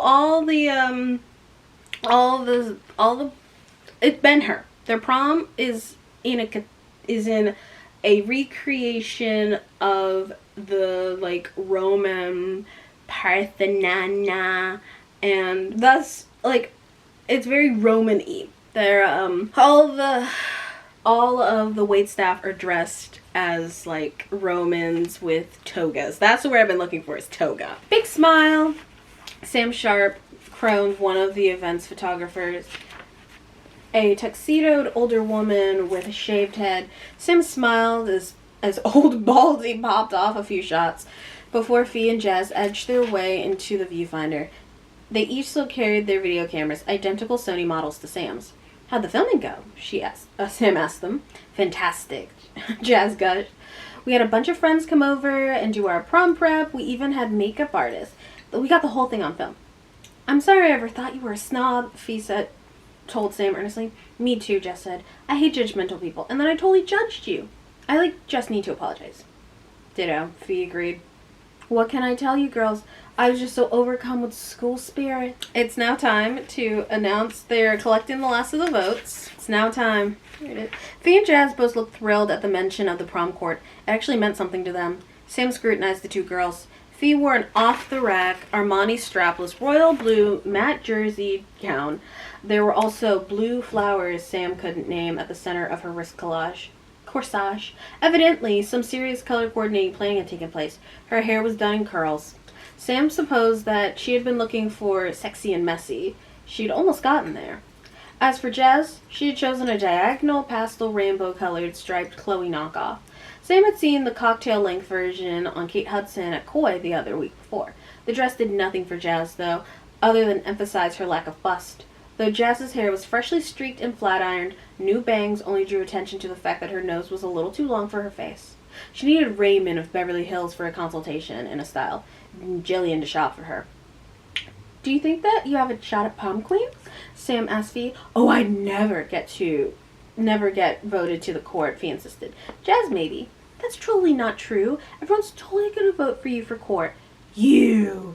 No, you! Sam sighed. It was B-list de rigueur for the girls to insist they couldn't possibly get voted to prom court because they shared some kind of unwritten rule that they weren't supposed to appear to have egos. Sam's own friends, though, would be the first to say that while they deserved to be prom queen, after all, they were the cutest, hottest, coolest girls in the school, they would never actually be prom queens because they were above such drivel and everyone knew it. All right, cool. We hear that. We hear that. Yeah, okay. Moving over to Parker. Too bad your guy crapped out on you, Parker went on as if reading her mind. How irritating. It wasn't like she wasn't already thinking about that. Eduardo didn't crap out on me. He had a family engagement. Parker shrugged and reached for the vodka. He's missing something great. Look out there, Sam. Look. She looked. The party was in full swing with hundreds of her classmates dancing to the band. Most were in formal wear, some were in bathrobes from the Roman baths. They were laughing, smoking, eating, having a time of their lives. Though Monty and the prom weenies were out there shooting, she got her handheld and took some more footage.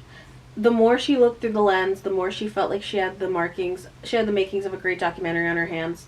Still, she felt the loss of Eduardo, so much that she belted down another huge shot. You did this, Sam. If you were my girlfriend, I'd figure out a way to do whatever I needed to be here for you. Please. She knew how good Parker was at acting. Witnessed the fact that he had passed himself off as a rich kid for so long, without anyone figuring out but her. Don't bother sucking up, Parker. Parker shook his head. Man, you always think everyone's using you. Because they usually are. Out near the gardens at the center of the track, Sam spotted Anna wandering around alone. Strange. Why hadn't Ben shown up yet? How's prom? The voice was lightly accented, deep and sexy. Eduardo. Not as good as if you were here. Oh, I need my pile of keys. Alas, I'm stuck in Mexico with my family. Miss me? Sam nodded even though Eduardo couldn't see her. Yep, definitely. Is it fun anyway? Sure. Sam watched Parker talk for a moment with his brother. There's an after party on the beach. It's on the set of Hermosa Beach. Yes, I know where Hermosa Beach is, Eduardo said. Someone will probably have sex with someone and regret it afterwards. Some long-time couple will break up badly, and a lot of someones will have way too much to drink, Sam quipped. Prom with all the trimmings. It's an American institution, after all. How's your party?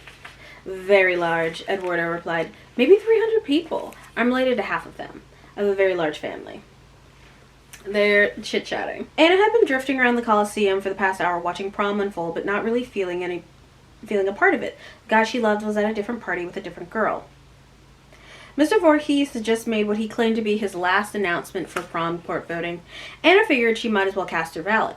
The voting area was below the Twin Arches at the north end of the Coliseum. She wended her way through the crowd, found a ballot, and looked it over. Who to vote for? On a whim, she scrawled Dee's name and stuffed it in the ballot box. Stuffed the paper in the ballot box and watched over by Fee and Jess. The new and improved Dee was someone Anna actually liked. At least, could possibly like, if she had a chance to get to know her better. After that, she didn't know what to do. So she found a quiet place around from the band and watched people she barely knew dance, laugh, and fight. All things couples did on prom night. Her high school back in New York had been as cliquey as any place, but she had known almost everyone, having gone to school with many of them for years. Here, she'd come in as the new girl and would go out as the new girl, only notable because she had been taken in by Sam Sharp and had hooked up with Ben Beerenbaum. Would anybody even remember who she was? It seemed doubtful. Blah, blah, Anna. For me, Anna thought. Her heart swelled and her face broke into a giant smile. He's looking for me. She rose to meet him, ashamed of her feelings for the moment before, and was so glad that she had shared them with no one. Then he was there, and it felt as though no one was there but the two of them. The rest of the world slipped away. This is a very Cinderella moment, she teased. The Caligula version, he joked back, but the look in his eyes told her how important the moment was to him too. You look amazing. How many other prom dates have you said that to this evening? Well, wait till you hear about Maddie and her crush. Anna arched a brow. On you? Oh no. Not me. I was merely a pawn in her chess game of love, or lust. I can't figure out which one. He tugged her to the dance floor. Come on, I want to dance with the most beautiful princess in the empire. Aww. So Cammy and Adam are off to go and hash out their feelings. They get some goodie bags, fancy goodie bags. Cammy can't believe what she was actually nervous enough to clear her throat. We haven't really talked about that stupid fight on the beach the other day. It's okay. It's over. We're good, right? He scratched a little star tattoo behind his ear, the way he always did when he was nervous. I overreacted, Cammy admitted. I guess this was harder than she thought. I think about my mother a lot, actually.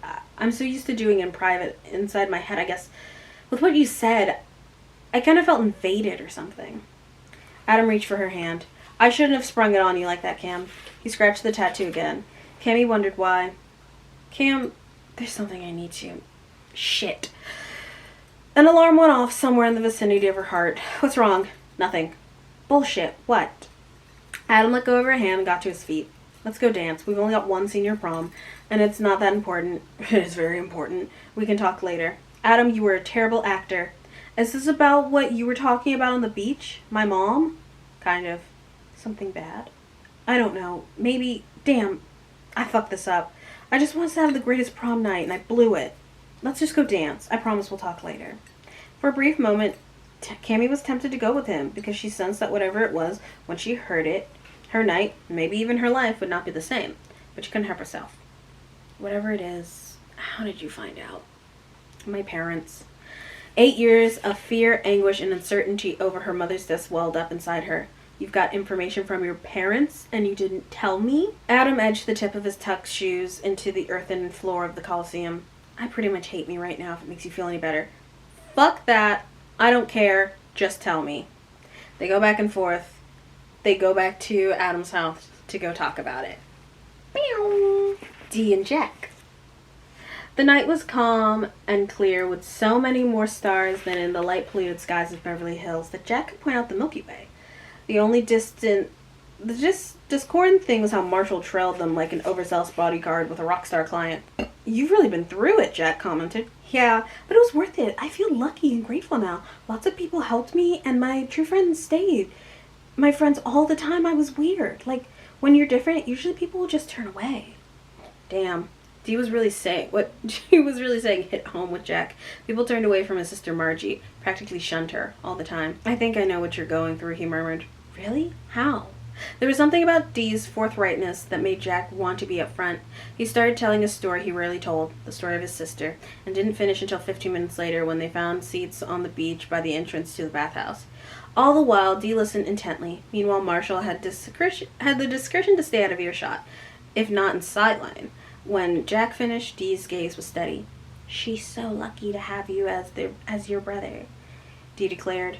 It was so clear that she meant it. Oh no, this was not how this was supposed to be.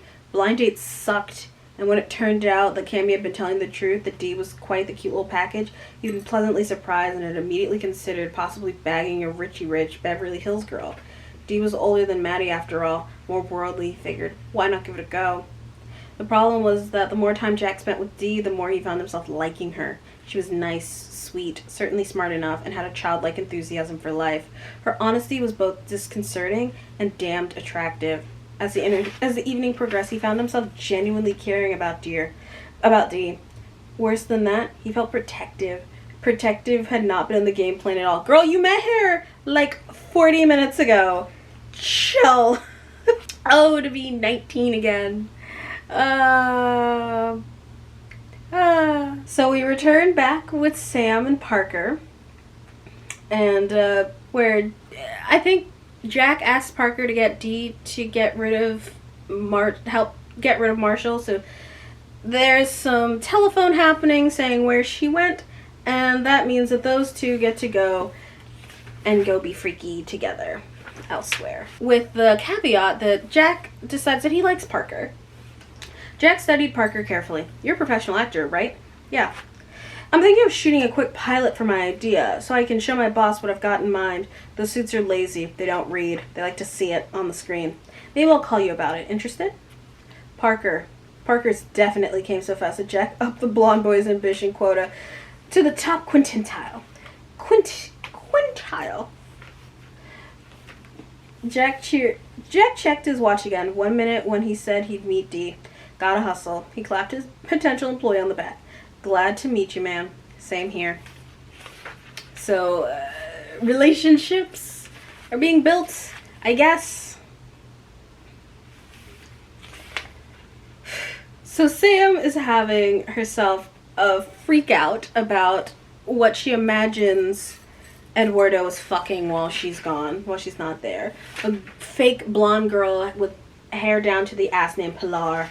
It was a nightmare. Where did you even come up with the name Pilar? She kind of rattles with the idea that you need true structure in a relationship, and she's got to be able to give that to Eduardo, or she's just going to be nauseous and bad the entire night. It is now time for the for the reading of the court. The coronation of the prom queen, the culmination of the night. She had planned on her documentary storyboard to intercut moments from the coronation throughout the film. She was toying with the idea of starting with it, in fact. She wanted close-ups of various queen hopefuls as they tried to hide how badly they wanted that stupid crown on their head. Sam scanned the crowd, which was clustering by the stage. Where was Parker? Where was Monty? She wanted to get as much film of this moment as possible. Multiple camera angles of the moment when hopefully either Fee or Jazz would be named prom queen. Ah, there was Monty, exactly in the position she had assigned him, behind one of the huge black subwoofers on the stage with a telephoto lens so that he could come in tight on the triumphant winner. Where the hell is Parker? As Sam watched two of Fee and Jazz's prom-winning friends practically dance across the stage to the vice principal. They held a gargantuan envelope in the school color that presumably held the names of this year's prom queen and king. When the vice principal took the envelope, Hollywood premiere-style spotlights pre-positioned on the Coliseum floor burst forth, their beams splitting the sky. Meanwhile, two more spotlights came together on Voorhees, who puffed out his chest a little. The bemused, slick Willie drummer let forth a 30-second drum roll that ended with the loudest cymbal crash in history. The prom princesses, our first two prom princesses, is Stephanie Epstein and Caitlin Thistlephelps. Ophelia Berman, which is Fee, and I don't know Jazz's name was, but there was a louder applause this time as Fee took Miles's arm and ascended the stage. Sam found that she was glad for Fee, but aggravated that Monty couldn't cover Fee and shoot Jazz's reaction at the same time. Why wasn't Parker where he was supposed to be? At least Jazz was still carrying her handheld camera and filming her friend's moment of glory. The new prom court assembled behind the vice principal, and now the students and honored guests the moment you've been waiting for. Sam took one look around. No Parker. Damn. For your 50th anniversary prom queen and king, it is an honor to present you Samantha Sharp and Parker Pinelli. Oh no! Amid deafening applause, Sam stood frozen to the spot. She couldn't possibly have heard what she thought she heard. Suddenly, she felt Jazz's arms surround her. We all voted for you, Sammy! There wouldn't have been a prom without you! Someone else yelled, and then the accolades came fast and furious as Jazz used her handheld to film Sam's stunned reaction. You rock! You saved our prom! Go, Sam! Go! There be prom queen! No! Which, I did not see that coming. I don't know what I thought was going to happen, but I did not see that coming up until, we couldn't find Parker. I just remember gripping my book and just being like, no! No, the documentary! And, she's so goddamn, she's so mad. So mad. All that work, all that planning, all those storyboards, right to the goddamn drain. A few moments later, Parker helped Sam down the wooden ramp to the golden chariot drawn by 4 snow-white horses and conducted by a quartet of Roman gladiators in golden helmets. There would be a royal victory lap around the racetrack. "Where did you disappear to before?" she asked Parker as he helped her into the carriage. Not that it mattered anymore. She needed to focus on something besides her now dead-in-the-water documentary. "I was with Jazz and Fee. I was trying to stop this disaster. They came to me all on Twitter and said that everyone was voting for you. I told them that you didn't want to be queen, and they said that, but they wouldn't listen. I tried, though." Her anger at Parker dissipated like helium through a 4-day-old balloon. She mustered the energy to wave mechanically to her classmates as they whistled and applauded the passing carriage. The fireworks she had arranged went off, exploding in confetti rainbow in a range in the sky. Sam appreciated the irony more than most, and the ironies of the situations were overwhelming. Fate had conspired against her. Her documentary was finished. She could have accepted that. What was impossible to accept is that for one brief moment in time, Sam Sharp had been chosen the fairest of them all, and the one person she really wished had been there to experience it with her, Eduardo, was 2,000 miles away. Wah, wah. Damn. I don't know. I like Sam. I like Sam, and in theory, because high school isn't forever, hopefully she will be able to look back at this in 10, 15 years and be like, I got to be the prom queen. And maybe not even remember the context of how devious she was to get there. Back with... I feel like, again, because it's taken me so long to film this, that I have even forgotten all the things we have on the wall. So, Parker went out of his way to find out really what happened to Sam's mom on the night of her death. Sam's mom, Cammie's mom. And back in black, we have the discussion with one of the other kids whose family was on the boat, and it just doesn't feel, it's never sat right with her. And she's got questions. Adam's got answers, but is Cammie ready to hear them? The answer is no, but I don't think she ever would have been ready. I think it's a very stressful and touchy subject, and that kind of leads to big, weird feelings. So, we continue. "Where are your parents?" Cammie asked. It was bad enough that Adam had the envelope. She didn't want Mr. and Mrs. Flood joining in on the festivities. "Upstairs, asleep." Adam turned the envelope over. Cammie saw the open seal. "You opened it?" "Yeah. I shouldn't have, but I guess I thought maybe I could protect you if it was something bad." "Bullshit. It is something bad. It's fucking murder." She took the papers. Adam had left the most relevant one on top. Santa Barbara Police Department witness statement summary: Dina Rachel Sharp. Miss Dina Rachel Sharp is the wife of movie actor Jackson Sharp. Her statement attached indicates the following. Miss Sharp was on board the vessel the night that Janine Shepard went overboard. Miss Sharp had been picked up by the owners of the vessel, the Strikers, at the marina in Carpinteria at 6 p.m. after the Strikers and the Shepards had departed from Santa Barbara Harbor at 5 p.m. Miss Sharp admits to having sexual relations with Mr. Sharp during the course of the evening. She did not or could not specify the time. Miss Sharp claims to have been returned to the marina in Carpinteria just before midnight and denies being on the vessel either when Miss Shepard disappeared or when the death of Miss Shepard was reported to the Coast Guard the next morning. Numb.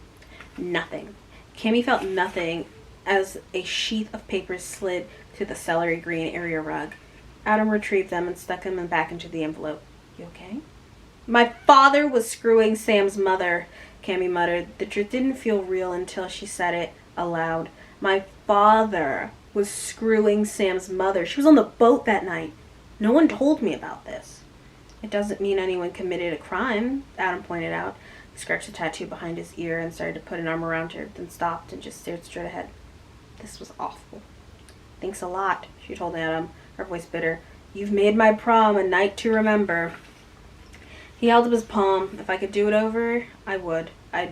Who am I kidding? I'd do the same damn thing again. I'd open the envelope, I'd read it, what was there, and then I'd show it to you. "I'm sorry. I told you to leave it. I know, but you didn't listen to me." She felt her voice rise. The louder it got, the madder she felt. That was good. It felt so much better than a cold, dead place where her heart was supposed to be. "Do you know the position you've put me in? I fucking hate you right now. You know that? I hate you. Leave me alone, you asshole. I mean it. He wrapped his arms around her, and she willed herself not to lose control. Not to push him away or pummel him, or worst of all, cry, and said she didn't speak to him until he let go of her body. I was right. All these years, I know I didn't know everything. He stroked her hair. His touch didn't alarm her now. It didn't revolt her. In fact, it somehow gave her the courage to go on. I asked my dad about the night, and he always changes the subject. He says I'm only making things harder for me. For him! For him! She leaned her forehead against his shoulder. My mother hardly drank. I remember how my father would tease her. It was a big deal she had a glass of wine at a restaurant. She was on the swim team at UCLA. Does that sound like a woman who would fall off of a fucking boat? I don't know. My best friend's mother slept with my father. Maybe your dad just didn't want you to know he was having an affair. Cammie's laugh sounded dark and bitter to her own ears. Her father had always had affairs. He wouldn't have given a shit if the whole world had known he was doing Sam's mom. It wasn't like the man had a conscience. Nope. There will only be one reason he covered it up in all these years. I think they killed my mom. My dad and Sam's mom. Jeez, Cammie, you don't know that. Like hell I don't. Where are you going this time? To do what must be done. It's a bummer that it's not murder. Anna thinks about Maddie and her freaky teacher situation. She tells him, hey, it's cool not to be everyone's white knight. And he's like, I don't know, it's just my personality. This is like, you know what? Everyone's a parentified adult in LA. And then you're an overgrown man-child once you have your own children. Anna posits that she doesn't need to be saved by Ben. And that's because she is a parentified adult. But it is always nice to have someone who loves you. Sam is mad and is like, now the prom, my documentary is no longer a documentary, it's just a home movie. She drinks heavily. Whatever is done, and my documentary is really done. My father always says no good deed goes unpunished. I think he was right. Dee rolls up post-Dick and is in a great mood. Good for them. Anna and Ben go off to go roll around or whatever. Last one to make a ring shot has to go skinny dipping, Sam told Parker as they stood on the patio about 20 feet away from an upended buffet table. She tucked the bottom of her gown into the waist of her boy-cut black La Perla panties. Her prom crown was in one hand, and yet another mojito, which she'd switch back again, was in the other. As the night had gone on, she'd found herself more and more depressed over her ruined documentary at being with Parker instead of Eduardo. Her boyfriend would have found a way to make everything okay, but he was in Mexico. Probably with that hot Pilar bitch. Since we're such good buds, you may simply call me your royalness, Sam decreed. Because I am the prom queen. Me. She took a sip of what Parker had poured for her. Jameson. Good choice. Parker patted the crown on her head. Enjoy it. Screw it. She tossed her tiara away. I'm abdicating. What good is a queen if her king doesn't attend the coronation? She pointed at the sky. I hereby command you to make Eduardo appear. No shocker. Nothing happened. His loss, Parker declared. Who's God or Eduardo, your heavenliness? Take your pick. Sam giggled. Had Parker always been this funny, or did she just think he was funny because she was so fucked up? Skinny dipping, she felt so free in Mexico that she had swum bare ass in the Pacific with Anna. It wasn't until the next day that she had found out Eduardo had seen her from the boat, and that he loved what he had seen. She looked around. No Eduardo. So she boomed at Parker. I command you to partake in the sacred waters of the Pacific. Absolutely, your wastedness. Parker started to fumble the buttons on his tux. Stop! How come? First, the ceremonial kiss from the queen. Yes, your highness. Sam giggled again, and then stepped drunkenly to Parker, who had closed his eyes. She kissed him, and kissed him again. It was friendly, that's all. Well, maybe a little more than friendly, but not too much. Samantha? Oh, God. Samantha! Sam pushed Parker to one side so she could prove to herself that she was having an auditory hallucination. Nothing phantasmagorical was involved. Eduardo stood not 5 feet from them in white t-shirt and an open light blue shirt. I left the party in Mexico to surprise you, but I'm the one who surprised. Parker tried to go to Sam's defense. Hey man, this is what it looked like. It's prom night. Sam's missing. Shut up before I feed you teeth. Eduardo seethed. But it isn't fair. You should have told me you were coming. She knew it was a weak effort, but she was too mortified by her own behavior to think of anything else to say. Mortified and drunk. Parker, he storms off. Sam is hurt. And she's like, shut up. He's like, talk to him in the morning. She's like, this is the only man who could ever love me. Like, Parker's not there. Right there, literally. So, Eduardo leaves and Cammy reappears. Hey, Sam. Cammy, dressed way down in Earl jeans and pink paisley imitation of Christ t-shirt. She held a large envelope in her hand. Have a pleasant evening? Sam mustered all the energy he could to ask the question. It wasn't much. She had been sitting on the rock for a long time and hadn't even had enough will to check her watch. Cammy didn't reply. She just motioned at the rock with a gesture that Sam interpreted by scooching to one side so her friend could settle in. Could you find any place more uncomfortable to sit? My ass is more padding than yours does. She tells her about Eduardo catching them. Cammy gave the smallest of shrugs. Shit happens. Sam bristled. Oh well, thank you so much for your love and support in my hour of need. Funny, isn't it? How something can feel like the biggest thing in the world, and then the instant everything changes. What could be bigger than that? I just lost Eduardo. I got bigger. She fingered the large envelope in her lap. Cammy pressed her lips together. Okay, I don't know any way to say this, but it's about my mother. She didn't kill herself, I'm sure of it. Sam put her hand to her forehead. Mental rewind. What did Cammy's mom have to do with anything? Forget it. Tonight. Can you just do this for 1 minute? God damn it. My mother, your father, way back when. Prove it. Cammy hoisted the envelope. Here it is, and the police report about my mom's death. The papers were sealed, but Adam's parents got a hold of them. It's pretty goddamn clear that the night my mother died, your mother was with her. She got picked up at the marina and dropped off there later. Your mom told the cops she did. My father on the boat. Sam shook her head. My mother was having sex with your father. Cammy gestured unemotionally to the papers. It's all in here. That's insane. If it's so insane, why does that big secret all these years? Why did your mom leave town? She never sees you, calls you. Sam slapped her hands over her ears. Stop saying that. Why, Sam? Why? Sam's hands fell to her side. You're jumping to conclusions. Sick conclusions. Maybe the right conclusions. That's what we have to find out. Sam had never seen such determination in Cammy's eyes before. What are you going to do? It'll be light in a few hours, and even though it's Sunday, my compulsive father will be at Hermosa Beach set by 8 a.m.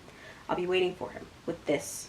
She tossed the envelope up and down like Sam had seen movie criminals do with murder weapons. Sam had no idea what to do or what to believe. If she read the affidavit that Cammy said that was in the envelope, would it make more sense? God, poor Cammy. She really thought her father had, Clark and her mother. What a repulsive concept. She turned and looked at her friend. Cammy's hands were literally shaking. That was the first two. The two of them had been through so much. They bitched and gossiped and fought with each other, but in the end, they knew each other better than anyone else on the planet knew them. She took Cammy's trembling hands in her own and squeezed it. What's that for?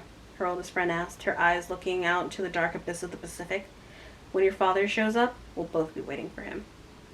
Cammy Shepard was a lot of things, but grateful was a characteristic no one had ever ascribed to her, not until the moment on that rock by the ocean, when Cammy squeezed Sam's hand back.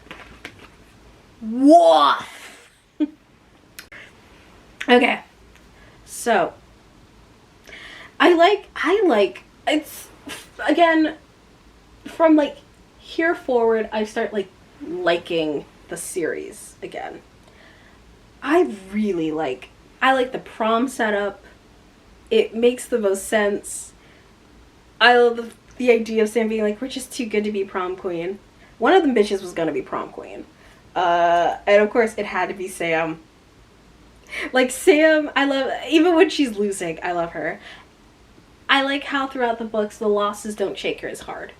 She'll continue to lose and get smacked down, but she starts to learn how to roll with the punches. And Anna is just like, I don't need to be saved. Like, girl, you're a parentified adult. You need to be saved by a therapist. Ben is a cutout of a man, but he's better than Austin because he's a mean cutout of a man. We'll see more of that later. And Dee is finally becoming a character, but she kind of moves in unit. I love Parker. Parker is also a cutout of a man, but he's a cutout of a poor man. And that's delicious. And I like him with Sam. I really like them together. They're my OTP. So hopefully I'll get this out by the end of September because it didn't happen in August. I've been having a time. So I'm already working on the next book, like tabbing it. So hopefully I'll be able to get that done soon. I don't know what this is going to come out in conjunction with because this will be coming out at the end of September. And it's the beginning of September when I'm filming this. But there's some Dawson's Creek. There might be some One Tree Hill. Secret Lives of Mormon Wives will be in there. Yeah. Like, I've just been kind of weary. I'm gonna fix my bookshelf. I've just been kind of weary of covering doll stuff. I don't want to get hit with that age restriction, Ray, and other more stronger doll channels are able to fight it, but I don't know. I just kind of cover what fills me with joy, and I have not been feeling very joy-filled about some of the doll releases, most of the doll releases recently, so fuck it, we ball. Bonk. Time to fix my bookshelf. You can follow me on Instagram, Twitter, and TikTok at Megan_Blush_. I'm really excited because once I get all these A-list books done, we move on to the big kahuna. We move on to Gossip Girl. And that's really exciting. Get hyped. Subscribe for Gossip Girl. Future Gossip Girl content. First time Gossip Girl watcher. I also want to watch like the OC. How do you feel about the OC? How are you feeling about the OC? Tell me how you're feeling. What are your hopes? What are your dreams? Get in the comments. Get active, babies. Mwah. Bye, birds.